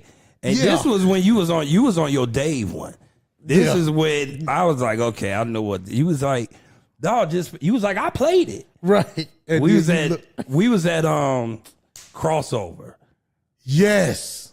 We was at crossover Yep. rehearsing. I was like, you played this. You was like, yeah. So I know it was right or wrong. Right. Like, got it. Got But that's when dog, I was like, you. Right. That's when I found out. Man, exactly, because I remember saying it, and then you, like you said, I was on my Dave at that time, and you looked and said, I was like, what? what? Right. Like, But that's see, just like niggas didn't know Stevie played on some of his records. Now, seriously. it was, but see that, and that's why it's so, the record was so, the drums were so elementary. You know what I mean? But that couldn't have been played another way.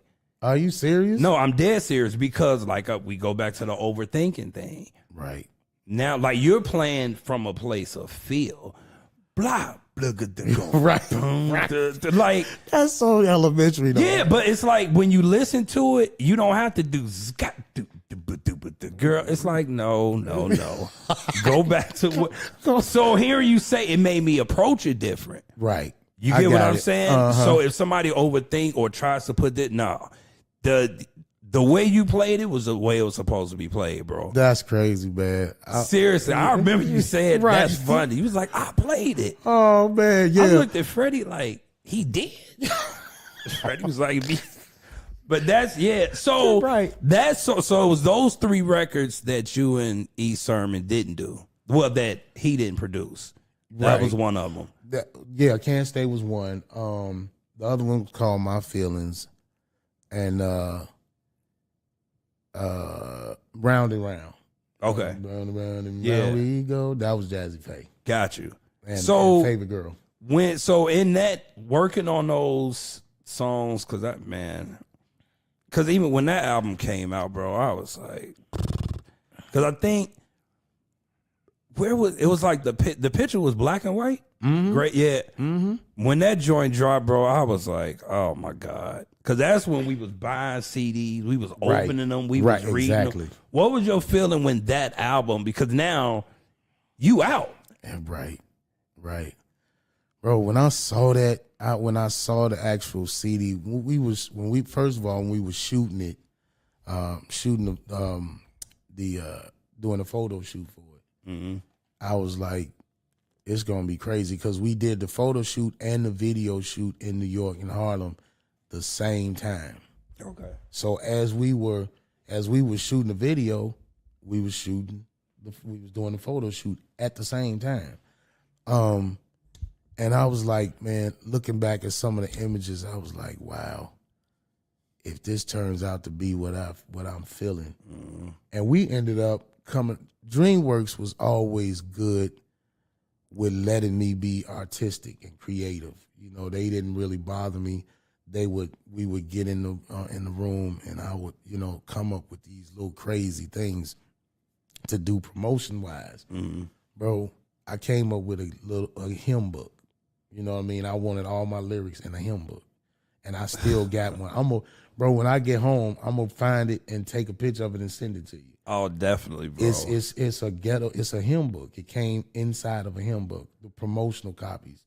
It's a black little book that looked like a hymnal and with EH embossed on it.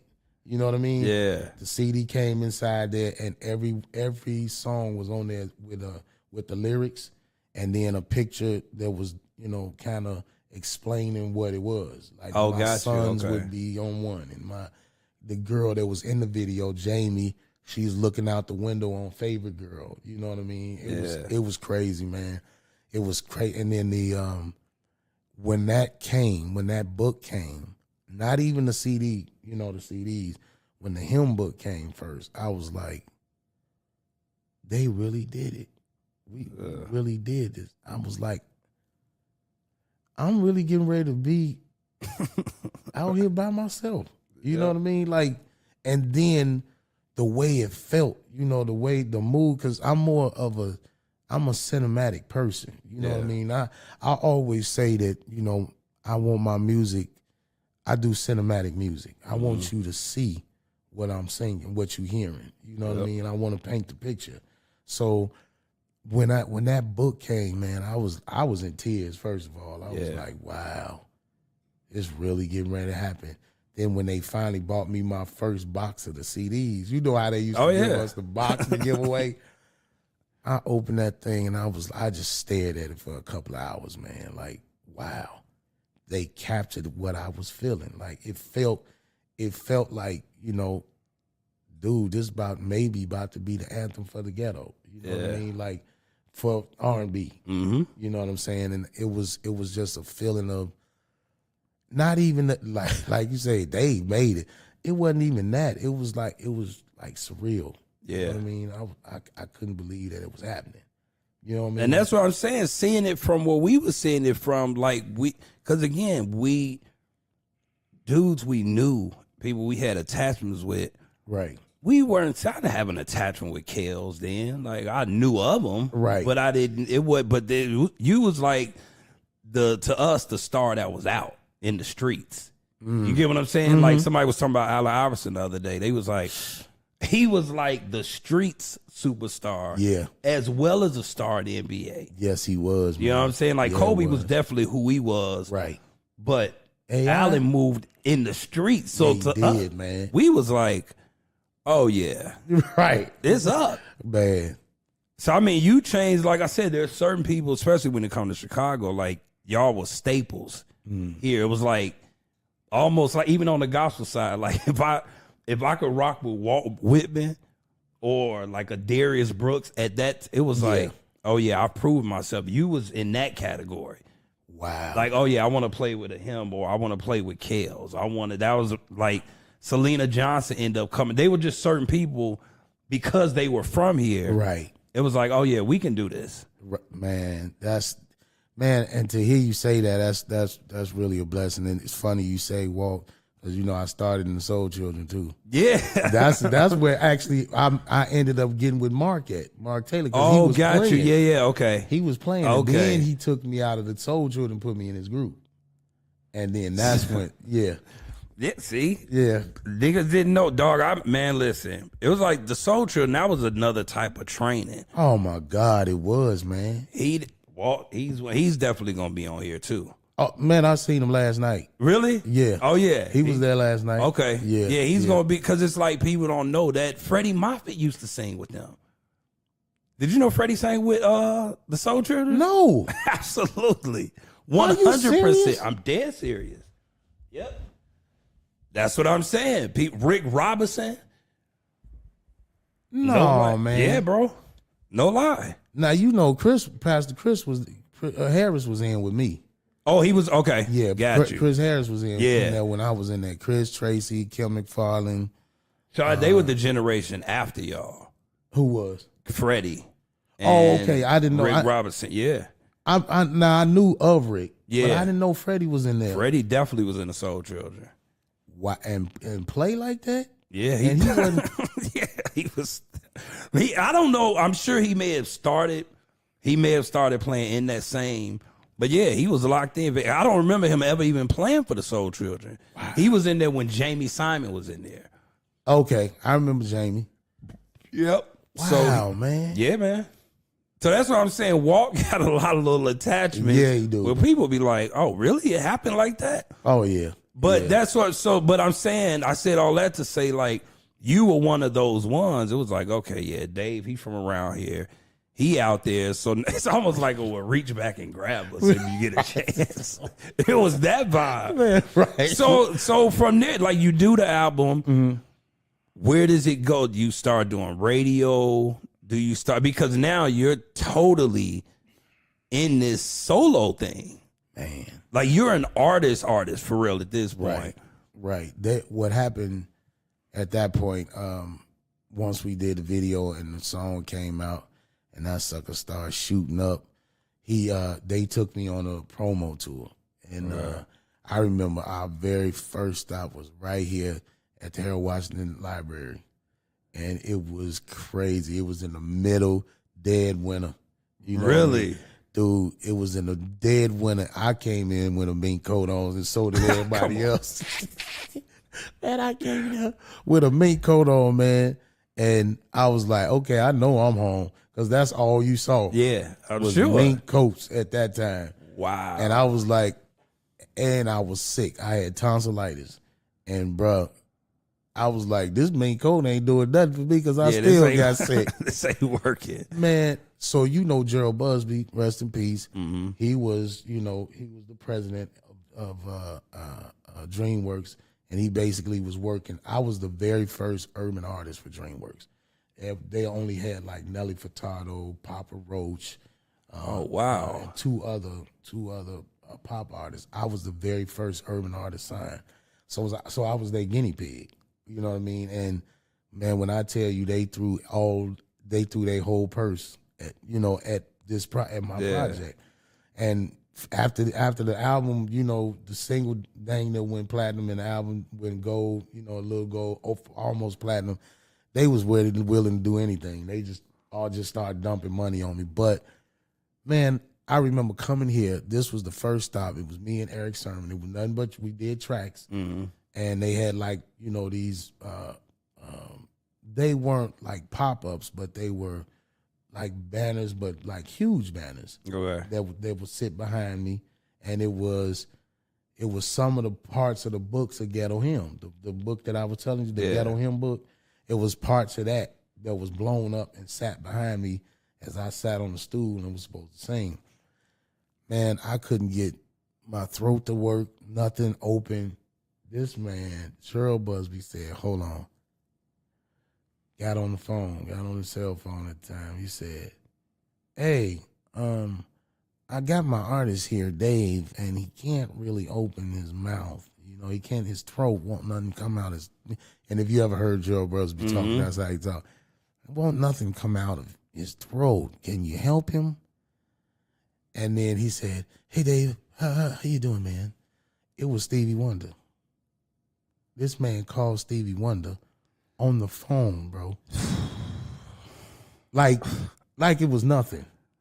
Like I'm not supposed to be now over the top. You know what I mean? Like, dude, I gotta sing, and you trying to get me to concentrate on my throat, and you call Stevie Wonder to tell me what to do. You're like, hey man, how's your throat feeling? What do you? I said, man, I can't really, And I'm at this point now.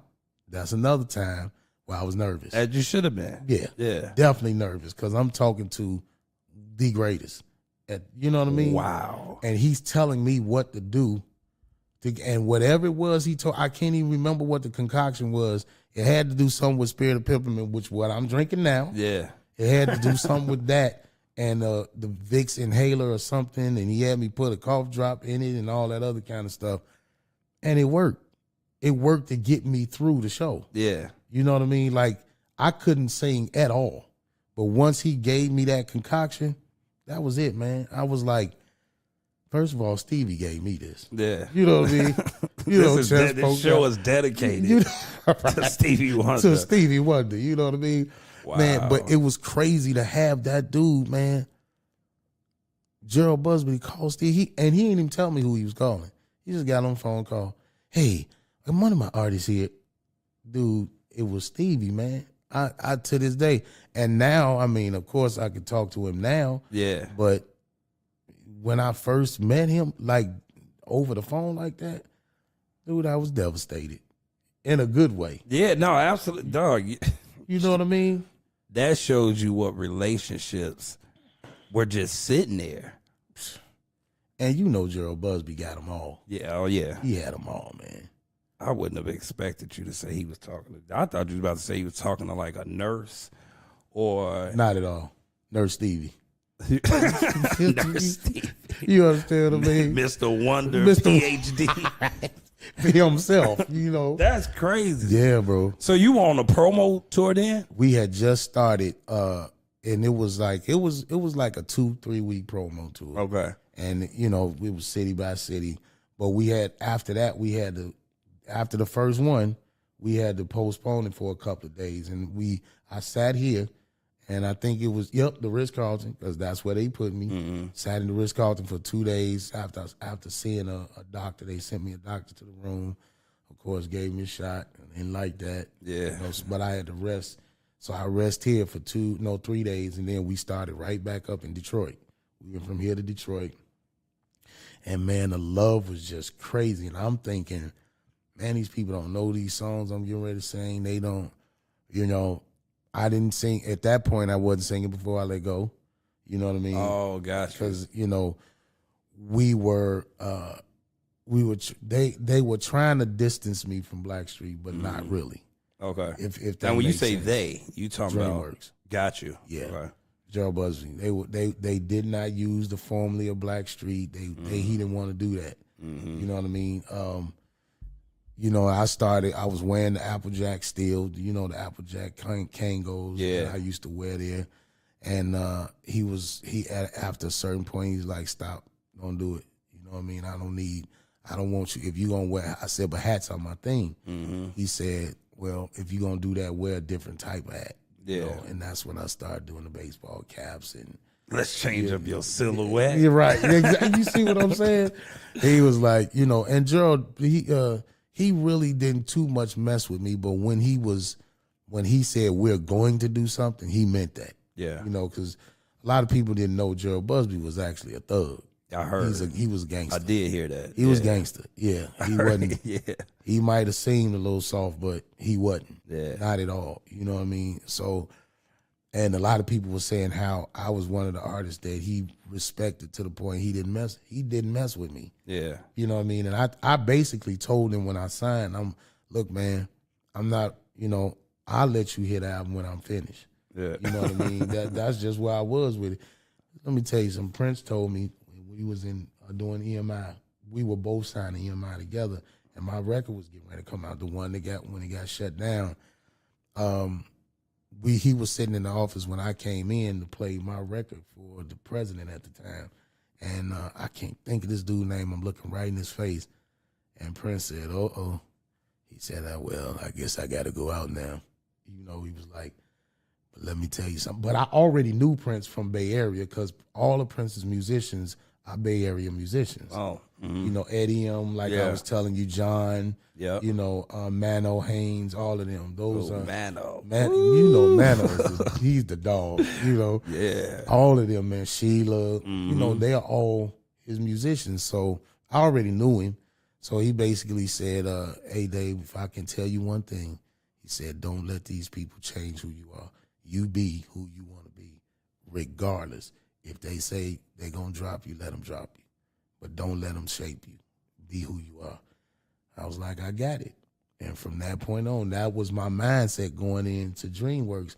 And I didn't go in like, arrogant or forceful or nothing like that. It was like, but I went in letting them know, hey man, y'all not gonna dictate what I sing. You're not gonna dictate what I do. You know what I mean?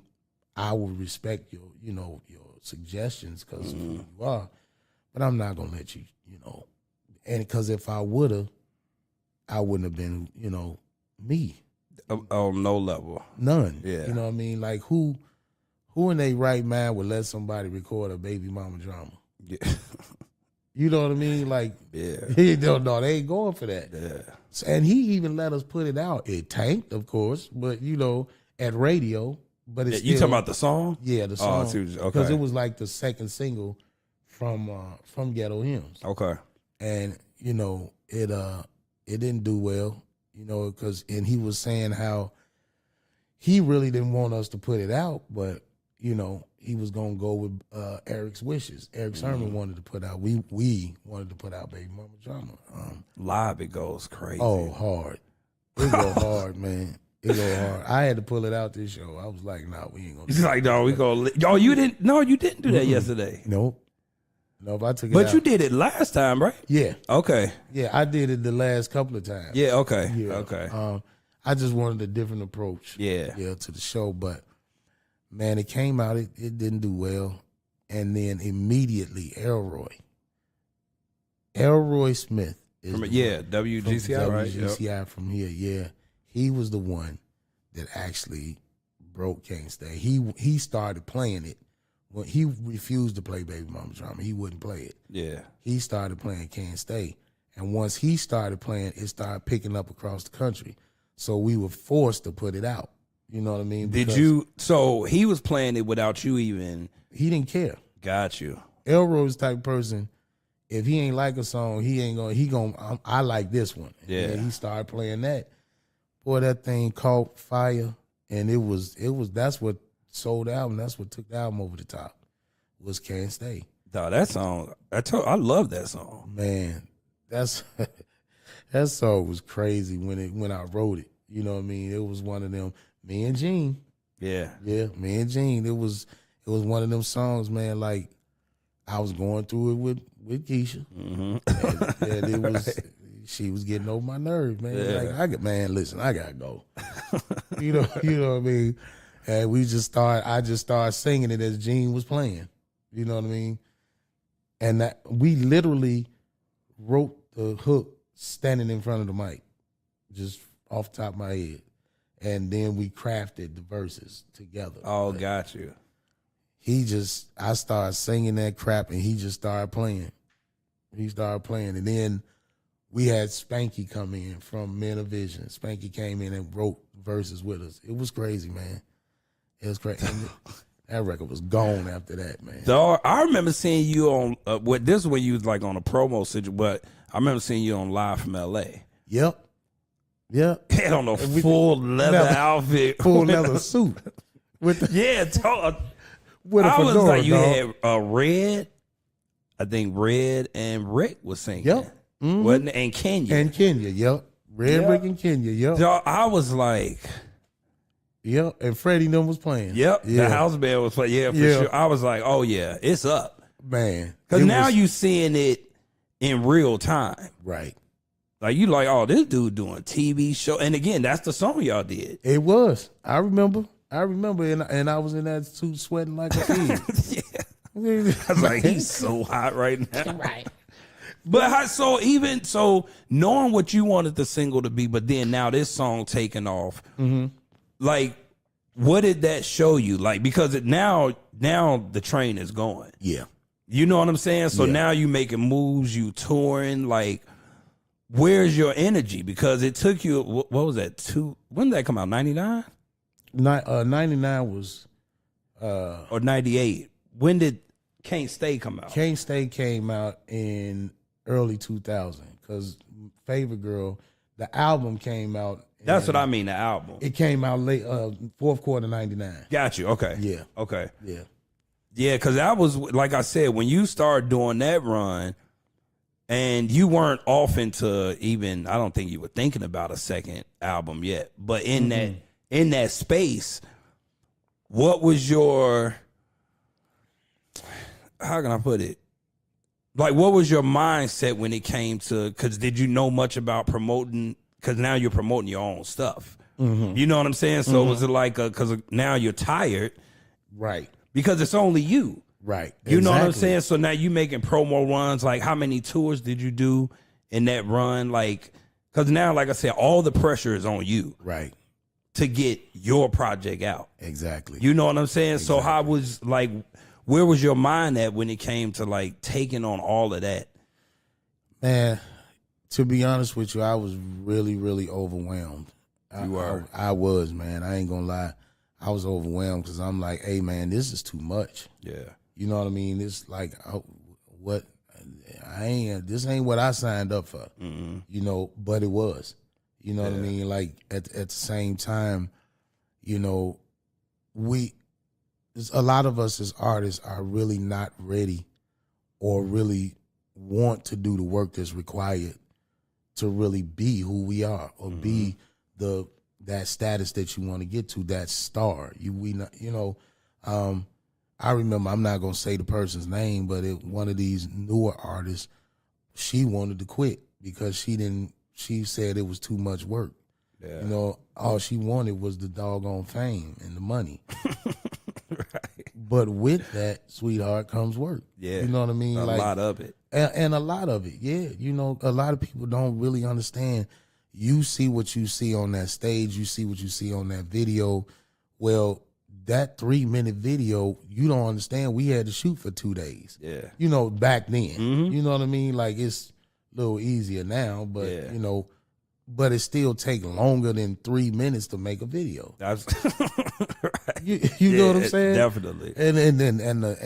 You remember the 12-hour, 16-hour photo shoots for, you know what I'm saying, album covers and all that kind of stuff, man. You know, people don't see that. And then just the preparation, sleep. Yeah. You know, you got to get your voice together. And lack thereof. And that's what I'm saying, lack thereof. It's like, you know, then you got to get up at 3, 4 in the morning, sometimes jumping on planes, sometimes, you know, being in front of cameras that early in the morning. It's work, you know, and I was like, man, you know, I want to do all this by myself. Yeah. You know what I mean? And that's the difference. Like, you're by yourself. Yeah, your man. voice don't work, the show don't happen. Exactly. You can't lean on nobody. Man, at all. You better lean on you some lozenges or something. You know? But that could put a whole another level of stress on your mental. Yeah. Because now the whole situation rests on you. And that's why I asked that question, like just to try to see. Because that's like not having a family, then boom, now you got kids. You got to. That's a whole nother level of if I fall, they fall. Exactly. You know what I'm saying? Yeah, and by that being your first, that's why I've always wanted to ask you that. Actually, like how was your mental in that space? Yeah, man. For real, I was overwhelmed, man. For a minute, and I really think that's really what had a lot to do with the little me getting sick, getting ready to go on that promo, because what people don't really understand is your mindset can alter even your physical. Mm-hmm. You know what I mean? Like if you ain't right up here, sometimes, man, that you get your immune system starts to break down, which is crazy to me. Like, how was my thinking going? Yeah, dude. You know, when the doctor told me that, I was like, are you serious? Is that why I'm, you know, me being stressed out could be the reason I'm hoarse. Yeah. You know what I mean? So it's like you got to keep that mental health game together. That's facts. You know, got to do that. Well, no, I mean, because by the time, I would tell you this, because by the time your second, so, because when you get to the second album, right, now you've been through that run, and now you've had your bumps, you know, of course, and all that. Like, how did you go into the second album? Because now you moving. Like, now you making moves, but now people know who Dave is. But did Dave know who Dave was in that moment? Dave did not know who he was. He didn't? Okay. I did not know who I was at that point, man. I'm still doing things the same way. Yeah. You know, I'm still responding to, you know, conflict the same way. Mm-hmm. You know, my conflict resolution was off. You know what I mean? And with me, if I'm off personally, I'm going to be off musically. You know what I mean? Yep. Like, just period. If my mindset ain't right, I get sick. My throat will clam up. You know what I mean? I'll go into a, you know what I'm saying? Anything can happen. Mm-hmm. But I didn't really realize, you know, who I was, because I was going through a situation with my ex-wife, who was really,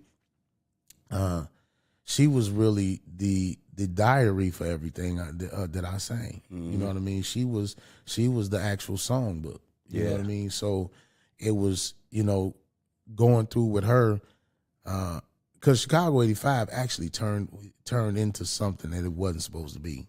You know, that album was supposed to be about, you know, because that's the year that I found out that my father was not my biological father. You know what I mean? Oh, God, okay. Yeah, so it was going that way. Okay. So the first song that was recorded for that album was "Doing Wrong." Oh yeah, doing wrong was, you know, Mom always told me I would be just like my father. You know what I mean? So it was going that way. I see. You know what I mean? But then, you know, the circumstances with me and my ex-wife, some things happened, and you know, it shaped up to go a whole nother way. Yeah, you know, and I'm glad about it. Yeah, for sure. What I mean? So it was definitely life changing. And man, one of the last songs on that record was "One Woman Man." That was the last song I recorded for this album. Really? For Chicago 85 and I didn't want to do it. I didn't. You about to get and Mike City will sit here and tell you whenever he come on, he'll sit here. I hated that song. I did not want to record that record. Dave, now we've agreed on a lot in life, and now we have come taking a step back, right? Because why didn't you want that song? That song goes crazy, bro. Bro, I'm telling you, man, I didn't like it. For some reason, I just didn't like it. And I don't know. Maybe it was because it sounded so much like.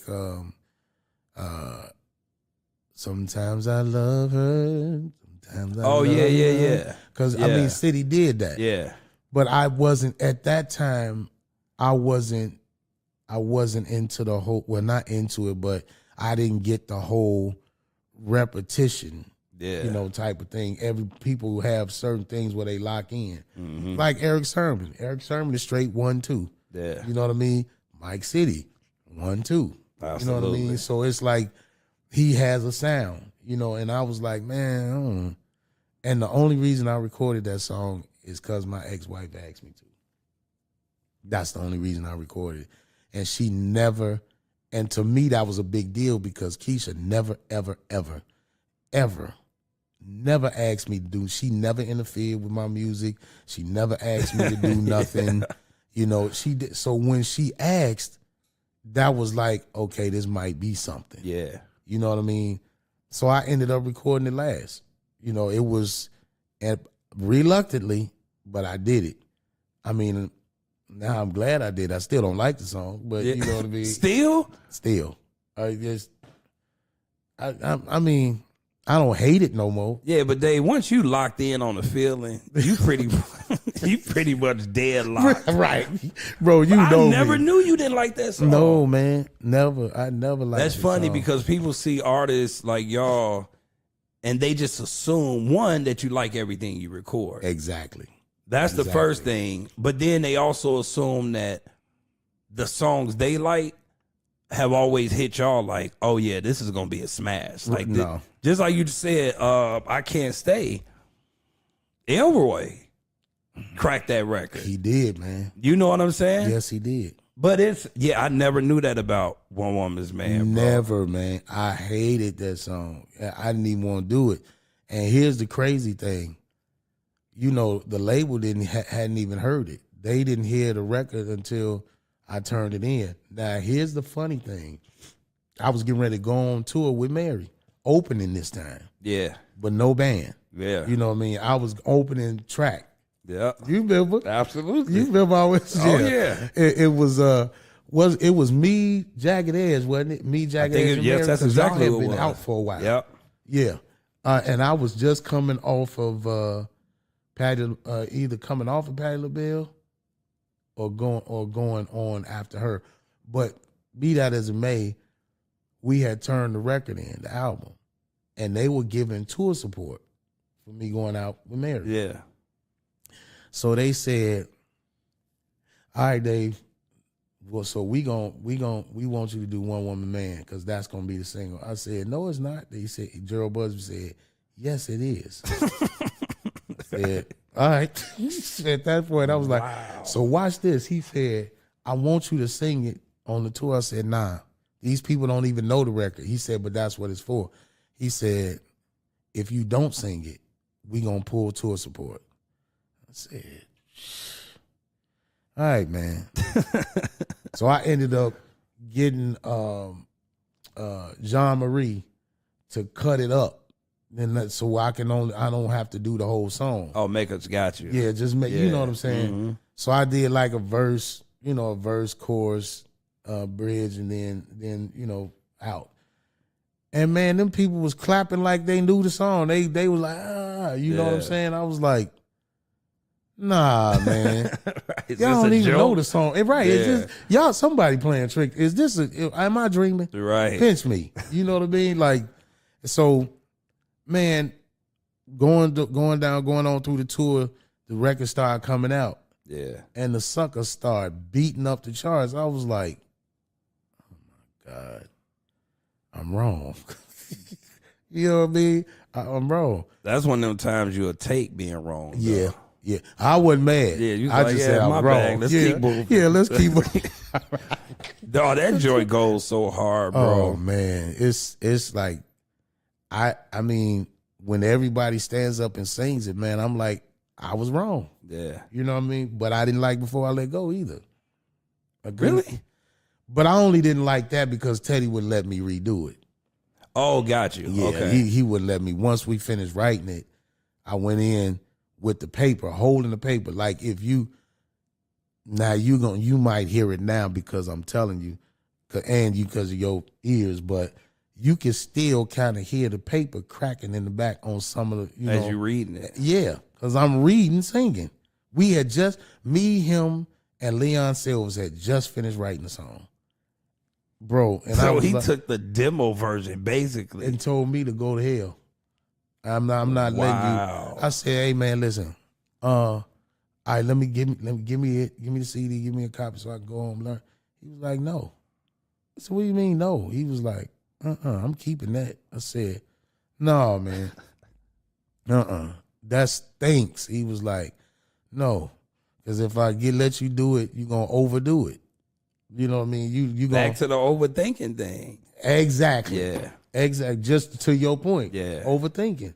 And he, who are you really to argue with Teddy? Yeah. You know what I'm saying? Like this is Teddy Riley. It's like he knows what he's talking He about. definitely knows what he's talking about. So I just was in my feelings, was mad, stomped off like a little kid, and just went on ahead and took it. But now, I mean, look. Yeah. You know what I mean? So again, I've been wrong majorly twice. You know what I'm saying? You said thankfully. Right. Right. No, that's because now that's the second album, and now you're making moves into the now you're becoming the artist people do want to see with the band. Like they want to see your show, what you got happening, like because now again you run into now. So even there, like you go into the situation now, it's time for you to pick a band. Mm-hmm. How was it for you? Okay, knowing your music, but you were Chicago all day. Yes, sir. So how did it come across into you using like a Ernie that era, or was it something before that? Because you knew what type of sound you wanted musically. Right. Exactly. You know what I'm saying? Exactly. So how did it go into that direction? Well, for me, it was a no-brainer. I wasn't even gonna think outside of Chicago. You know what I mean? Because of course that's family, first of all. And second of all, I knew he would get where I was going. Yeah. You know what I mean? And the funny thing about it was when he picked the band, I was like, what trust else? you. Yeah, what else I'm gonna say? Yeah. You know what I mean? And when I came in, we flew in to see the band, I was like, whoa. Yeah. You know what I mean? He had the players. But the funny thing is, excuse me, after we came back, to do the audition, because Calvin had to go. Yeah. In comes Rex. Bro. That was the beginning of my brother coming in and being my brother. Oh my God, you ain't give nobody a chance, bro. Listen, and there was other people there. Oh yeah. Listen, man. I was on some because the first time, again, me and Calvin, our relationship, and then by Kahari starting off, I was just looking like, man, these fools playing for Dave. I was like, all right, well, whatever. And then I remember something happened. One rehearsal, Ernie had it was some programming issue. Trail called me. And I was like, all right, I'll come up there and help or whatever. But the drummer, by this time they was using somebody else. Calvin wasn't there. The drummer was late. Yeah. And I sat, his name was Kiki. The drummer name was Kiki. But he was late. That's right. And Trail was like, yo, man, just play this. I was like, no, I'm not. I'm going to just help. Ernie was like, no, just get us through. And that's the day it changed. Right. It was like, he was like, yeah, I want I want to keep him. Exactly. I remember too that they had. Well, the audition thing was it was before you. It was before, yeah. You didn't have, because I believe it was like somebody, when you came though, you came recommended by Calvin. Yeah. You know what I mean? Like, and it was crazy to me because when I heard they was talking about the audition, they said, "Oh no, I ain't y'all may as well not even show up to audition." I was rolling. Dog. You know, Q, it was Q. Yep. But then, like you said, the dude Kiki, it was Kiki, Yep. and I understood. Like he was from their side of town, right? And Kiki's the homie. Like Kiki was a problem on drums. Yeah. But it was just a different type. Like I told you, I wanted to be the church drummer who had hood in him. Right. And that was what your music was. It was. And you know what's funny though, Rex? I don't even really remember Kiki playing. He didn't do. I don't think he ever did a gig. No. The gigs they were rehearsing for was the time I came in to help with the program. There we go. And from there, Ernie was like, "Yeah, we good." And that led into the Casey and JoJo tour because by this time they were on their solo, well not solo, but the duet situation. Mm-hmm. Yeah, it was. That's right. That was the tour we ended up getting ready for. It sure Case, was. It was Case, you, John B. Yep. Kate. And they was gonna try to tell me I was gonna have to go like second. Yeah. And they was like, first of all, then Case and JoJo was like, "Oh no, he ain't going no second. Yeah. He not going second. That y'all can forget that." Oh yeah. And they tried it. They tried so we ended up going after John B, right? Yep. And it was curtains after that. It was a done deal. And they all had like They Don't Know was out by exactly. John. He had 2 records out. Yeah. He had 2 albums out at and that then you point. had Case, had Missing You, had oh my God. I miss those kind of tours, bro. Man, that's when music was music though. You know what I mean? And we was out there having fun. It wasn't about, who gonna do this and who gonna do that. And it was all a this show. Trap music and all. Man, I can't. Dude, I can't do it. Man. And that's what we talk about. Those were timeless records, bro. Even now, and like I said, being on that tour, looking back, I mean, everything we've done since, but those times, bro. Man. And like I said, Ernie was the MD then, right. But I would just sit and watch. I would watch how you and him would interact, and I would like watch what you would ask for, and I would just sit, and whatever Ernie needed help with, I'd be like, I got it. But all the while, I'm building a relationship with you. Exactly. And it's like, okay, so then when we got through that, you was like, okay, we gonna go another direction or figure whatever else out. Right. And I told you, that's when me and you stayed in touch anyway. Right. But that's when that's true. Teddy was like, yo, man, we gonna go by Dave's crib. I was like, okay. You had the crib in LA. I was like, all right. Right. Either Ted had his Tahoe or Yukon then or his Navigate. I don't remember. But he picked me up. Dog, we came to your spot in the gated. You said it was in Quarter Ranch. Yep. I walked in. I was like, ugh. Boy, you crazy. I said, like, yeah, Dave, I get it. But that moment though changed because you was like, Teddy, like, now mind you, I played with you already, but now I was coming from like, yo, man, I can MD now. Like, right. And you asked Teddy, he was like, I told you that stamp of approval by Ted. And you was like, all right, we up. Man, and go. From that moment, bro, you gave me some DAT tapes. Oh my God. You gave me remember that. Yep. Dude, the DAT tapes, bro. DAT tapes, man. I was like, all right, I'll mess around. But people don't even know, man, like just you giving me that shot as a music director, like for real, because being a music director is a different type of beast. It is. Because you got to work through like the artist when you don't feel like it. Exactly. You come in with attitude, everybody about to have attitude. It's like, no, I can't work that way. Nah. You know what I'm saying? And man. Sometimes that's why I dealt with the things I was dealing with. But going back to that, it was like, man, I appreciate you just for like trusting. Like, you was like, no, Rex, we good. Exactly. Like, we gonna make that. So, but in that, like, now you on this move, like, because now your live thing is going crazy. Oh, boy. Like that Casey and JoJo tour, what are some of your memories from that? Because I remember I had the rocking sock seat. I was back there jumping I was trying to be a little baby Gerald Hayward and Teddy. I was like, oh, we up. Man.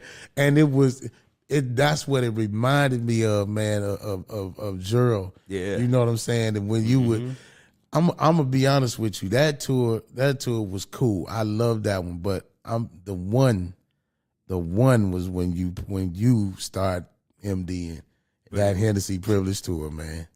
Bro. Oh my God. And that was so I forget. I knew it was us and Kelly Price. And Glenn Lewis. Yeah. Right. Okay. Then I that's when I had left DreamWorks and went to Motown. Yeah. And there was these two brothers called Black Coffee. Remember? Oh yeah. I do. Yep. I do remember that. I asked them to put Black Coffee on the tour with us. So they actually opened, then Glenn, then us. And then Kelly. But remember, bro, we was rocking so bad. Hennessy Hennessy ended up wanting us to headline. Oh, absolutely. Remember that? Yep. They weren't trying to hear that. They weren't trying to hear it. They were, and like I said, it was nothing against whoever else was out there. We was just coming. We was like, nah, we coming. Man. And that was our whole, and I think I really want to say, bro, that's where me and you really connected at, because we both had that mindset. Yeah. Oh man, no, you come up here after us if you want to. Yeah. You know what I'm saying? Both had that's, and I think that might just be where we from, Chicago. You know, that's like we got that, kill or be killed mentality. Absolutely. Like, hey man, you're not about to eat me up. Yeah. You know what I mean? Like that's what it was. And like we were built for this. Yeah, exactly. And for us, when you got a artist and an MD that's locked like that, and with that same mentality, who in the world gonna stop you? Yeah, it wasn't nothing. No. And people don't, and that's the thing, like people think it's one of them things, like we didn't always agree. No. Like we had times where it was either a misunderstanding, miscommunication even, but I was like, nah, I know that dude. Right. Like I know, it's like I would present you an idea. You'd be like, man, it seems like I've heard that before. Maybe you have, maybe it was in your subconscious. But people don't know, like going back to that tour, because what's funny, so before that tour, remember, is a situation that happened in Philly. That was before that, or I thought it was that's after what that. I'm saying. That was before, because I'm glad you're looking like that. That was before, because that tour was about to come up, but we had some dates before then. So Philly ended up being one of the dates. And me being young, by this time, I'm already MDing you. That's how I knew I'm already MDing you. Right. And this date came up, and I was like, man, I cannot leave Dave high and dry on this. But me and Swole was on the gospel tour. Right, exactly. I remember. And I was like, Percy, I got to figure out this day. He was like, well, we got a show that day. Ain't nothing you could do. I was like, but Dave is my gig. Right. He was just, you know what I'm saying? So me being young, dumb, I'm talking to not even a promoter, but maybe the stage manager or something. I was like, yo, well, I got to leave early. Right. So can we put Dave up early? They was like, no. Right. I didn't know the game. I'm like, you couldn't pay me to do that now. First of all, I would never take 2 gigs on the same day. Right. But it was a festival. So yeah. I mean, yeah, it was what it was. You know what I'm saying? Yeah. Yeah. And it was like just the way it played out, because like I said, a lot of it was my fault. And by the time y'all pulled up. Yeah, but it was that shouldn't have never went down that way. Yeah. But again, it was the same, like you weren't even out there. So it was a lot of things that could have taken, but it was like that day played it out. It was like, okay, we gotta separate for a while. And it wasn't me and you. Before? That was before, bro. That was before. Are you serious? I promise you. That's the day like the Albedo swung on me. Right. They swung on me. And I had a 1680 in my drum, I'm like 21. Right. So I tried to hit him, then Muslims came around. Yeah. Because I heard, because I wasn't out there. You was in the trailer. Dog, Muslims rushed us. Then they took me and Soul. And then that's when I did come to the trailer. But again, it was like, he was like, man, I can't talk about that right now. But I totally understood. But being young, And you had to go too. Yeah. So, and even some of the moves I made in that moment, I shouldn't have been talking to the stage manager. Like, I just shouldn't have took the extra work. But in that moment, it was a learning process. They threw me and Swole in a limo. Right. And got y'all to the airport. And y'all end up using tracks. And I was telling Swole on the way to the airport, I was like, bro, I'm never putting us in that position again. And what I meant by that is making a business decision that brings everybody down. But you know, I might have to. Let me go back to something. I'm gonna go ahead and say one. This just one point that I disagree with. The one point I disagree with is the fact that you shouldn't have said nothing to the stage man. You should have, because you were the MD. You know what I mean? So you had that right to me. I get what you're saying. You understand? Yeah. So that. I don't. Yeah, that's you know. And what I mean? would say I think I should have communicated with you all more. Okay. Because it was like, even when I got there the night before, it was like I was talking to them, but we hadn't really communicated me having to move, and it probably would have been a little easier. Yeah. Been like, yo, man, I really got to get. But again, so I get. Yeah, you're right about that. Yeah, you had every right to speak to him because you was the MD. Yeah. You know what I'm saying? No, so I get you that. did have the right to speak to him. Yeah. You know, and like I said, I hated the way that happened, but me too. But in that moment, like going back to what we were saying, we split for a minute. It wasn't long. It was actually a couple dudes came in, was on the gig. Right. And they started rehearsing for the tour. Oh, I remember. Yep. I remember. Cause it was like me and Swole was out of the loop. A couple of homies came in, and me and Swole was like, dog, they about to go out. Cause Sean was still with y'all. Hey, Sean, that's right. Who was it? Who wasn't in Big Worm? That's right. That's right. Yep. And rest in peace, Carlos. And Los played drums. That's right. Yep. And it wasn't right. Yep. It was just, it was a different energy. That's what I ain't gonna, because you know, Worm was dope. Oh, Worm and Los, they was moving around. Oh yeah, most definitely. Yeah, but we just wasn't us. Yeah, we had a relationship. Exactly. So that's all it was. So we played from a place. So I was like, I know where Dave is going before he get there. Always. So it was like, so Reggie would call. He was like, man, yo, if Reggie crazy. Yo, he was like, shout out to Reggie Lewis. Reggie Lewis. Bro. Man, little bro for me. Yep. He was like, yo, man, would y'all come back? And I'm like, man, I just need to talk to Dave. Because me and you hadn't talked. That's right. Yeah. I was like, I just need to talk to Dave. I was like, forget, your man. Your timeline is sick. Oh, yeah. I knew. Yeah, your timeline is sick because I'm thinking all that happened afterwards. Oh, no. No, because we was after that Philly thing. I'm like, swole, nigga, we done messed up. They about to go out. And y'all had like 4 or 5, maybe 4 days of rehearsal left.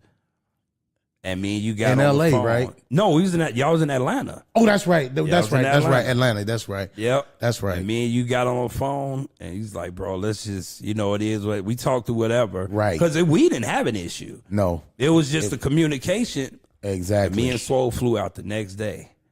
Bro, do you know all that time y'all was gone, I was like a little baby.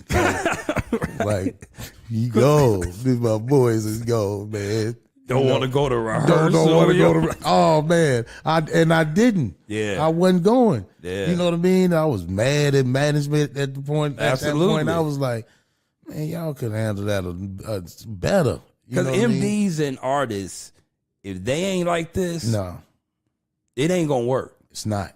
I don't care what level the person is on, MD or artist. It's like, no, it's not going to work. You have to have a certain relationship outside of music. Exactly. So that person knows how to stand in the gap when you in the room or you don't want to be bothered. Me knowing where we at with it, I'm like, okay, let's leave Dave alone. I'll talk to him. Right. But we grew into that. So Exactly. By the time we end up coming back, man, me and Swole was on fire. I'm talking about, I was like, Swole, listen, bro, when we get out here, I ain't playing no games on the program. And when I came back out, he was like, bro, let's figure it out. And you gave me a day to just program ideas. Mm-hmm. I was like, yo, we need to start with some footsteps. Ooh, that was crazy. And that's when you was like, was it the Marvin Gaye record? Yeah. The intro. Uh-huh. He was like, this is what I want to open with. I was like, really? Yep. and we merged that into the. Dude, it was crazy. That tour changed the course of that tour. Got us everything ready for everything we was about to do. Man, crazy, man. Us, the 1680, and like I said, you were just on go. Man, like it was. Look, let's go. Yeah, you was on. But people like people don't understand. When you was talking about, I think either we was talking about Rodney off camera or I don't remember, but Rodney coming in on that tour. Got on the plane, man. People don't know. They don't, man, got on the plane. Freddie Moffa was already there with y'all, right? Exactly. And Freddie had his issue, whatever happened, and it was just Freddie was like, okay. Freddie ended up not coming to the bus. Didn't even show up. I called you. You was like, bro, deal with it. I'm like, Dave, wait, hold on. Right. We're about to leave. What do you mean? You was like, you the MD, right? I was like, well, yeah, but like, you had to think about it at that point. Dog, so legit, Sean prayed. This is no lie. My right-handed guy, Sean prayed because Freddie wasn't answering none of our calls. We were on the bus waiting for him. Sean prayed, like, God, please give us an answer, like, because we didn't know if he was all right or what. Right. Soon as Sean said amen, Freddie called my phone. On my kids, bro. I lie to you not. He called my phone. I'm like, where are you? He's like, yeah, I'm not gonna be able to make it. He was like, man, I just feel like I was disrespected. I said, Freddie, are you serious? Are you really serious right now? I was like, oh God. Bro, you know Drano was on fire. Man, Drano, the things Drano said he was going to do to Freddie, I was like, Drano, you can go to jail based off of saying what you're going to do. And I'm like, dog, Freddie is my man. Like, this. Right. I was like. Right. And he was like, all right, well, who you got? Right. And I was like, because remember we was on this R. Kelly vibe when he came to, I was like, yo, Rodney. You was like, what? I'll see if he. Man, first of all, I didn't think he was going to do it. I didn't either. I didn't think and not because I just didn't think he was doing it because he was doing so much. Like, Kels was moving around then. But that pocket we needed him, he was the perfect day when that happened, man. Bro. Our show went. What? You ain't got to tell me because I remember what it was. No disrespect. Again, rest in peace to Freddie. Oh, yeah. But when East came. It was a wrap. Man, please. First of all, when I found out he was getting on the plane. Oh, yeah. I started running back and forth on my bus up and down the doggone aisle. You said, yo, we got Rodney. I was like, yeah, you coming. And I ain't believe you. I was like, somebody lying to me, man. Dog, so speaking of Rodney, that made me think. I heard you say at your show, like you felt like you was in Kale's shadow or like you was fighting his. Where did that come from? Was it because you felt he was a bigger artist? He was getting more, like, what did you feel? Because for me, like I said, y'all were the bar. So us playing with any one of y'all worked.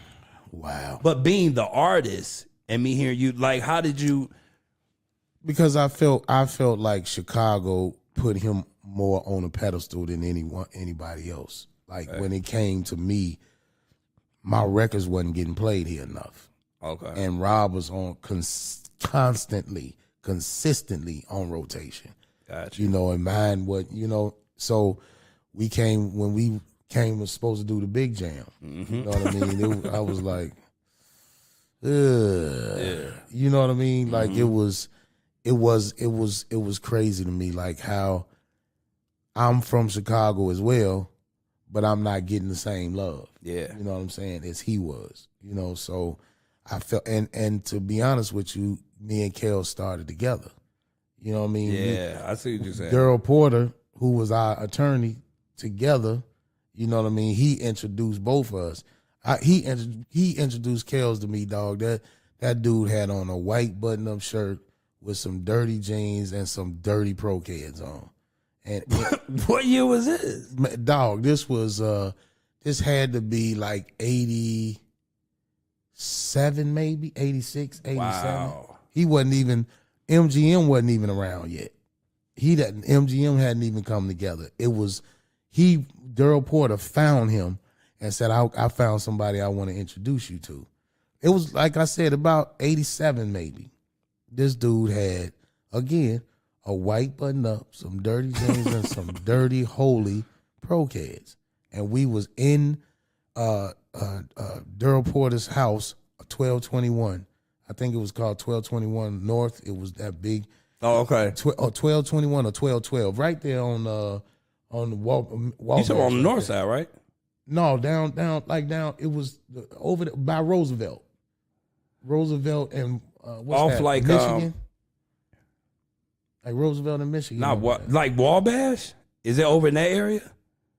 It's more so over by. You talking about Roosevelt where all the suit stores used to be? No, like on the closer to the lakefront side. Oh, okay. I know what you're talking about. Yeah, yeah. Over there. That's where he was in that high rise. That's what Daryl Porter was doing it back then. Oh, like yeah, that. he was making some. Oh, yeah. So we went in there. He played. He had a piano in his house. He played, and I was like, okay, he kind of dope. He kind of funny choir singing-ish, but you know what I mean? That he had that but I was like, okay. Come on, Dave. No, I'm serious, man. I'm just telling the truth, bro. Yeah, I get it. And he had a little flat top or whatever. I could tell Daryl was trying to fix him up. Yeah, you know what I mean. He was in artist development at that point, like totally. Yeah, you know what I mean. And I was like, just to see, how everything took off, in his favor, and like a lot of us still stay in his shadow. Yeah. You know what I mean? Myself, Donnell, Selena, even Carl, all of us, we were kind of like in his shadow. That's what you're saying. You know what I mean? And it was almost like GCI made it. Now, I'm not saying Chicago did it. I'm saying for sure. radio did it. Yeah. You know what I mean? Like everybody, we didn't get as much play as Rob did. Yeah. You know what I mean? And I think that hurt us. And it's crazy because it could have been played so many ways. Because like I said, we come up under me and you, but we come up whatever way we can help the next. Exactly. You get what I'm saying? Exactly. So there's like even a lot of things that are probably going on now or whatever that could have been done had certain people did it earlier and took Chicago, man. And we all respond like that. All of us. It's so much that should be done here that hasn't been. And again, maybe it was meant for certain ones to do it. So that's why we moving how we moving now. Exactly. But even in that, like you said, if you got this particular individual or these individuals getting a certain amount of, and then it's like you see your people over there, it's like, oh no, hold for me. Yo, hey, come here. Exactly. But, but it's like in those moments, you never know what he was dealing with. That's true. In a way. True. But again, because we are the way we are, you think it'd be easy to be like, oh yeah, no, they could take it. They'll handle it. And to be honest with you, man, I believe that's why I was so quick to leave Chicago, because I was scarred. You know what I mean? I was hurt by the place I came from. You know what I mean? Like, I'm like, man, you know what I mean? I'm going somewhere else, but I believe, and I believe that's one of the reasons why Kels didn't leave, because he was Chicago, you know what I mean? And there's so much other talent out here, so many of us doing, what we do. But again, maybe now this is the time, you know what I mean? Like, now I feel like I can come back and give me a spot downtown, and help, bring artists in or up, or however we can, push the culture forward more. Because we still got a lot of talent in Chicago. Oh, my God. Like, I'm seeing stuff like you playing for people I ain't never knew existed. You know what I'm saying? I'm for real, that's what my energy is. Yeah. Even with the whole Soul of Chicago thing, everything we talk about, bro, that's my energy is putting everything I put into the stars into another set of stars. That's dope. You get what I'm saying? Yes, sir. Like, Ain't Yes, nothing sir. changing but the artist. Yes, sir. You know what I'm saying? So that's my whole thing. Like we could play, like you say, I always say we could play for Keisha off 79th Right. and give her a United Center show. Because we're the guys that put together the United. You get what I'm saying? Yeah, So again, like you said, seeing people you ain't never seen, now you want to put them on a platform to be like, Exactly. yo, Rex, let's make that happen. Exactly. You know what I'm saying? Exactly. So yeah, I think that's honestly that is why we're in the position we're in. I believe so, man. Because we like I told you, you're a staple. I've always looked at y'all on the same level. Wow. Like, so I didn't care if you called me today. You called me yesterday. Yeah, and yesterday, sure did. And But I if you recall, I called you the last time I was absolutely. coming. And I was on go. I'm like, oh yeah, whatever you need. Ain't Go. nothing changed. Yeah. And that's what I want these artists here. And wherever we move to, it's like, yo, like we rocking with y'all. It ain't Right. about who we've been with. Yes, we appreciate all that for sure. And it's got us to where we are now. But now you're the star.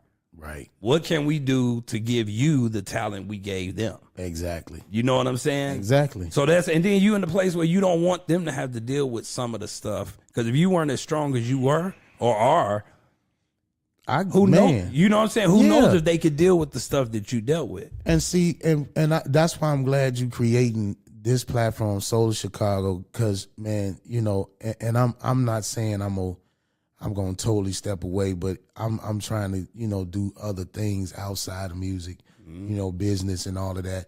But I want to still, you know, help artists, you know, the next artists come up, but I want them to be real artists. I want them, you know what I'm saying? Like the one thing people always ask me what you think about the music today, and I tell them you really don't want me to tell you. Yeah, you know, you really don't want me to tell you. But the one thing I am happy to see is a resurgence, like a surgence of women. You know what I mean? Because it was such a male dominated industry for a while. You had your few here and there, but I'm happy to see, you know, the women coming up and doing their thing, but I wish they would change their content. Yeah. You know what I mean? Because, you know, you got little girls looking up to you and wanting to be you, and they singing every word, and you talking about sucking this and licking this and twirling on this and all, you know what I mean? Yeah. You can bring better content than that, because these little young girls are looking at you. You know what I'm saying? So I want to, you know, ride with you with that. Yeah. Excuse me. Sorry about that. I want to, you know, ride with you with that, man. Like I think what you're doing out here with that is definitely, you know, man, a stand-up thing. You know what I'm saying? Yeah. And I believe, you know, a lot of people don't approach it like that. Like I'm about to. It takes something. It take a big person to walk away from the things you walked away from. Yeah, you know what I mean? Not easy, bro. I know it wasn't, because I mean, for real, that's something hard to do. Sorry, man. Because people don't know. You good. People don't understand. We talked. You tried. You work so hard to get to a certain place. People thought I was crazy, and it was like I tell people, it don't have all to do with whoever I was with. It was me. Like I had to be in another place because I'm a perfectionist. Right. I'll try to be. So I want these people here to know that I'm not shortchanging you. On one end, we get some strange looks because now it'd be like, oh man, now Rex home. Now he think it's like, no, that ain't it. Because if another band needs me, if you need me to help with I'm that guy. Like me putting what we're trying to put out there ain't gonna take away nothing from us. Right. And you're that type. Like you literally have to go into this with people who don't have jealous bones. Exactly, man. Exactly. You can sit there and be in a room full of crazy guy singers. Yeah. And you'll be like, oh yeah, he's nice. He's not. You got some artists, they can't. First of all, they don't even want to go in that room because they're scared somebody's gonna call them. It's like, bro, right? You get what I'm saying? Of course. So it's people like, and like I said, no shade to anybody else, but some of those artists weren't in positions to take the approach that you're willing to take, or certain guys taking an approach I'm taking. Because like I say, we all stars. Exactly. So now what? Pretty much, it's God, then us. Then us, right? Like you're not here, you're not God, and So we're down here with us. Absolutely. You know what I'm saying? But even us being in the situations we've been in, it takes you being around that. And you actually being that. Like, you're an artist that people know. So it's like you being in that, but not losing who you really, really are. Yes, sir. Even in the spaces, like you said, there were times, your first record, you didn't know who you was in a way. Mm-hmm. But you never came across that you were unsure about where you came from. Right. Not knowing who you are is one thing, but you always knew where you came. So it didn't matter where you moved to. If you was in ATL, LA, the East, wherever you were, you still knew. Yeah. Okay, yeah, Chicago. Oh, yeah. And they gonna know it. Yeah. Wherever I go. you Chicago 85. Come on, man. Yeah. Everywhere I go. No, you bleed Chicago. Man, all day. And I'm gonna stay that way. Yeah. You know what I mean? And again, like my city, we so lost on other things, that's some things we can't fix. But I feel that, if we join forces, like really join forces and take this music industry, we can help a lot of people, man. We can help these people that can't get a hand up. You know what I mean? Like, because that Soul of Chicago and what you talking about doing, man, like bringing the United Center to the 79th Street, that's crazy, man. Bro. That's crazy. And do you know what that'll make an artist like that feel like? Yeah. You know what I mean? Man, she can feel like Mary for a day. Mm-hmm. You know what I mean? You know what I'm saying? Like, because that's exactly who you are. Exactly. You just have to see yourself that way. Bingo. You said it. You know what I'm saying? And a lot of them don't, man. And I hate and I understand it. We both, because it's the industry. Yeah. So if you seeing something on TV all the time, it's like, oh, that's what I want to be. It's like, but you're also looking at yourself in the mirror every day. So, truth. Let's lock in on the reflection. Right. You know what I'm saying? They worry about the TV. Yeah. Look at yourself and be like, okay, I want the world to see this person. Exactly. And you're going to go through moments where you're still trying to find yourself, but don't lower your self-esteem or how you feel about your talent just because you don't feel it's like a Beyonce's or whoever you look up to. Exactly. Because we all human. Everybody's path is just different. Man, I say it all the time, man. My path ain't your path. You know what I mean? Don't look at my streets and try to make it your street. Mm-hmm. You know what I mean? Because it's not. Yep. It's just not, man. So. We about to. What me, you, and Tyrone was talking about. That's about to be a whole nother day. Yeah. That's gonna be a whole nother situation. But like in this space you in now, bro, because I even know like the way you moving, like you're really in like in a real gratitude filled space. Even coming to your shows, like we rock so many shows together, but like being on the outside looking in, you could just tell you're grateful for even everything you done been through. Like you'll preach about stuff, I be looking like, probably don't think I would tell him that if I was you. Right. Not in a bad way. It's just, but you're one of them artists, you perform from your heart. So whether you talking, whether you singing. So like even now, like going through everything you've gone through, like how did that bring you here? Even, was it pre-COVID? Was it COVID itself? Because you've been through a lot, bro. Yeah. And that's why I say you've been through a lot pre-COVID. Yeah, man. Yeah. It's, to be honest with you, man, it's all of it. Pre-COVID, COVID, losing people to COVID, losing people after COVID. Yeah. You know what I mean? And it really, man, to be honest with you, I a lot of times, man, like daily I think, Lord, is it my time? No. You know what I mean? Like I'm just grateful for one more day.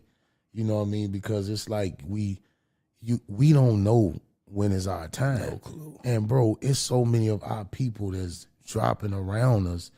It's like, and they some a lot younger that we know, some our age, and then some that we, that we are mentees of. You know what I mean? It's like they gone. And every day it's like I wake up, okay, thank you, God.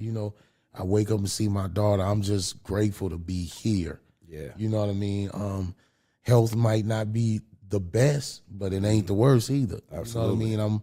working on that every day. So every day I get up is a chance to work on something that I need work on. You know what I mean? So I'm grateful for that opportunity. Yeah. You know what I mean? To be able to work on things that I need work on, you know? Yeah. I mean, it's dope to be able to pinpoint even those, not issues, but the struggles we all have. Yeah. Like, and knowing like, okay, I'm here today. It's another day for me to work on what I didn't succeed on yesterday. Exactly. Or maybe what I stopped yesterday. Right. Because we thought so far in the future back in the day. It was like, oh, no, I'll talk to you next week. Yeah. Is next week here? I'm about to say, just make sure we can holler in an hour.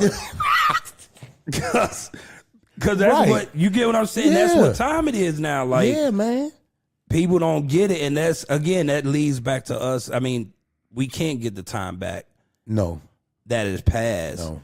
But again, we can make good on the time that's in front of us. That's right. And the time that's now. True. You know what I'm saying? True. So like even with you, bro, like I can't say this enough. Like I appreciate you just how you never changed. Man. You never, and that, or you meet stars, you meet, you know, artists or whatever, and you just be like, dog, you were cool yesterday. Right. Oh, I get it. You're around your people today. Oh, man. You know what I'm saying? And I'm sure you go through that even with other artists. Yeah, man. Yeah. Like, really? That's what you doing? You just texted me yesterday. Bro. And now you barely know you. Oh, hey, what's that? Really? That's Like, what did you say, oh, hey? Oh, hey. Right. You knew I was going to be here. Exactly. Matter of fact, didn't you invite me? Absolutely. You know what I mean? Like, Yeah. bro, I'm telling you, I'm sick of it. That's why I stay out of the way. Yeah. You know what I mean? You definitely stay in your own. People have to hear you having a show to know where you're going to be at. Bro, I don't mess with that Instagram like that. Yeah. You know what I mean? And that's, you know, management be like, I got new management and they like, no, man, you gotta.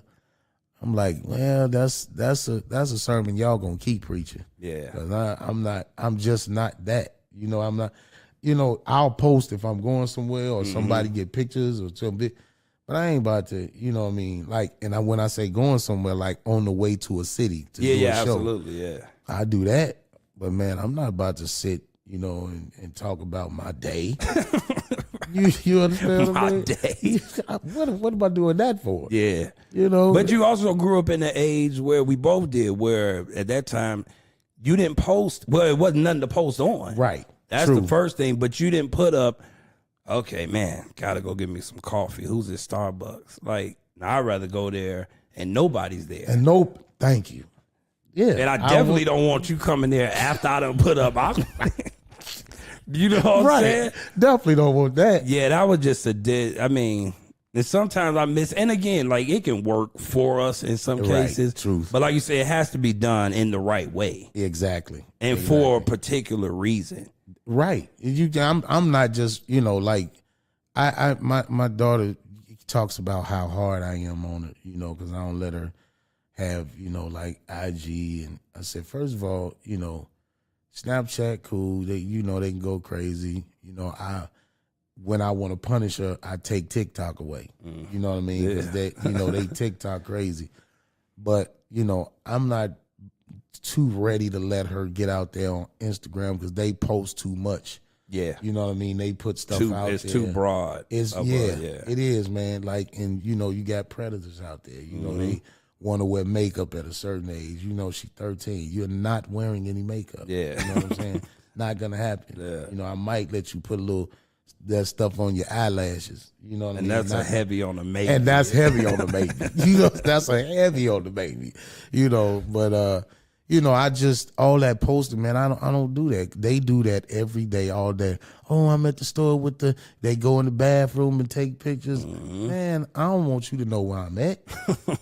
Don't want you to know what my house look like, and definitely not going to let you in my bathroom. Absolutely. You know what I'm saying? Yeah. Like, you know, so why would I want you to follow me and come to Target? Yeah. No. Right. You know what I mean? I'll get toilet tissue on my own. Right. Don't need no help with that. No, that definitely, I get it. Yeah, man, I can't do it. Because I stayed on Teddy about that, Teddy Campbell. Now, you see, he's like a IG guru. Right. But I told Teddy in the same space, I was like, Teddy, man, you got guys that look up to us, but they need to know where a lot of our energy came from. Exactly. You know what I'm saying? Exactly. It's almost like looking at this dude, and then he's looking at this dude, but this dude looked up to Michael Jordan. Right. Right. Now, they know Michael Jordan's phenomenal, but they like, man, he was cool for his era. Exactly. Like, excuse me? His era is basketball. Period. Like, it don't matter who comes. At all. And that's what Instagram can do. Yeah. You know what I'm saying? That's what I think some people like Scottie Pippen, he's taking it to another. Like, that's what I mean by it can work for you or against you. Because again, you can take it and build what you build. But again, I say all that jokingly in that space, but people need that from you in some spaces though, bro. Yes, because even when you on there talking and like it gives, people who come to your shows, right, they automatically know like you one of the most up close and personal artists that you be like, oh yeah, like he rocks with his fans. Yeah. But the people who ain't at this show, it's like you be want to see like, nah, Dave, you want to go see him. Right, I get it. You know what I'm saying? Just based off of how he moves on there. Because like I said, an artist like you is rare. Man, I appreciate it, man. No, for real, it's rare, bro. Yes, like the talent, that's one thing. But just the type of artist you are, it's like artists that actually look at their fans, look at their band, everything. It's like, yo, we all down here grateful. Let's be grateful together. Right. Exactly. So them people like we definitely need to feel that energy because it's only one Dave Hollister, bro. Man. Seriously. Like I don't never want you to feel it's only one you, and I know you know that, but this being as a dude that's always rocked with you from close and from afar. But yeah. Dog, you're that guy. So even your energy, like being able to being in a space where you want to impart or put what you've learned into others, like dog. It's so needed, and people are gonna eat that up, dog. I'm with you, man. I'm with you. I mean, like I said, and I'm not saying this in front of the cameras because I said when it's all, bro, you need me, call me. You know what I mean? It ain't about no money. It ain't about none of that. That's why that one time you asked me, about the soul, and I was doing something at the same time. Yeah. I was like, man, he better not ask me about no doggone money.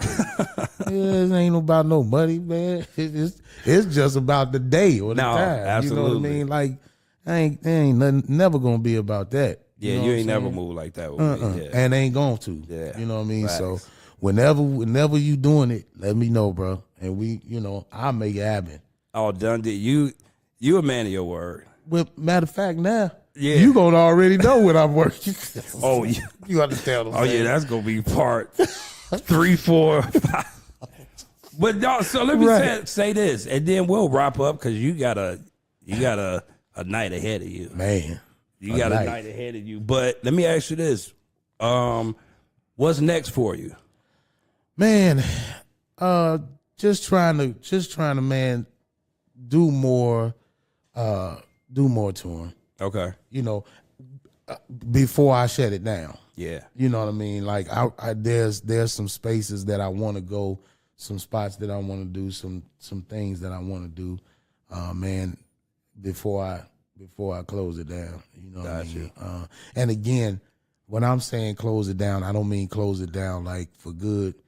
I want to work because I want to, not because I have to. Mm-hmm. You know what I mean? I don't want to be in that space where I gotta go on the road because I got bills. Yeah. You know what I mean? I want to do that.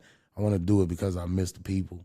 I want to do it because, I want to, impart, something into the crowd, share what I'm feeling and how I'm feeling. I don't want to go because I have to.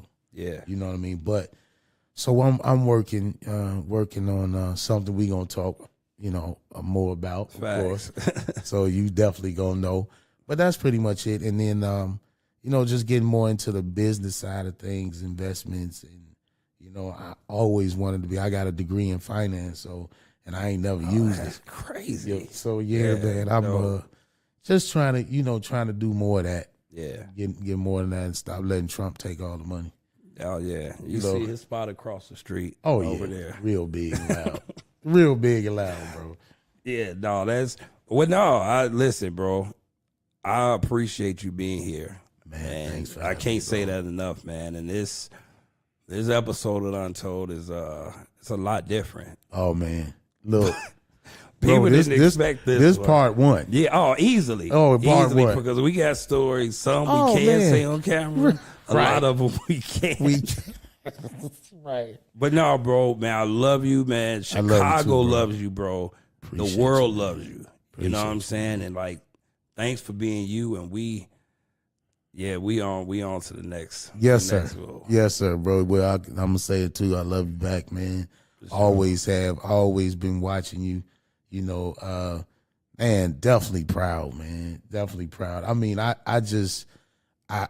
love the way you took who you are to the next level, because you always been, like you was talking about earlier when you helped Ernie. Yeah. You always been, you know, into that. But just to see you take it off and then now go more toward producing music and, you know, doing that type of thing, man. I'm really proud, man. And I gotta, if you don't get no, I'm gonna have to bend your arm if I don't get no record, man. Oh, listen. You know what I'm saying? Yeah, that's a done. We saying it here. Yeah, right now. Yeah, we saying it here. On Untold. On Untold. Yes, Me sir. and Dave, we got some stuff coming. Most we ain't definitely. letting this time pass. No, sir. No, So sir, no, man. listen. There's another episode of Untold. My big bro Dave Hollister. We out. This is the Untold. Man. Oh. Graphic beats. The Untold. This is the Untold.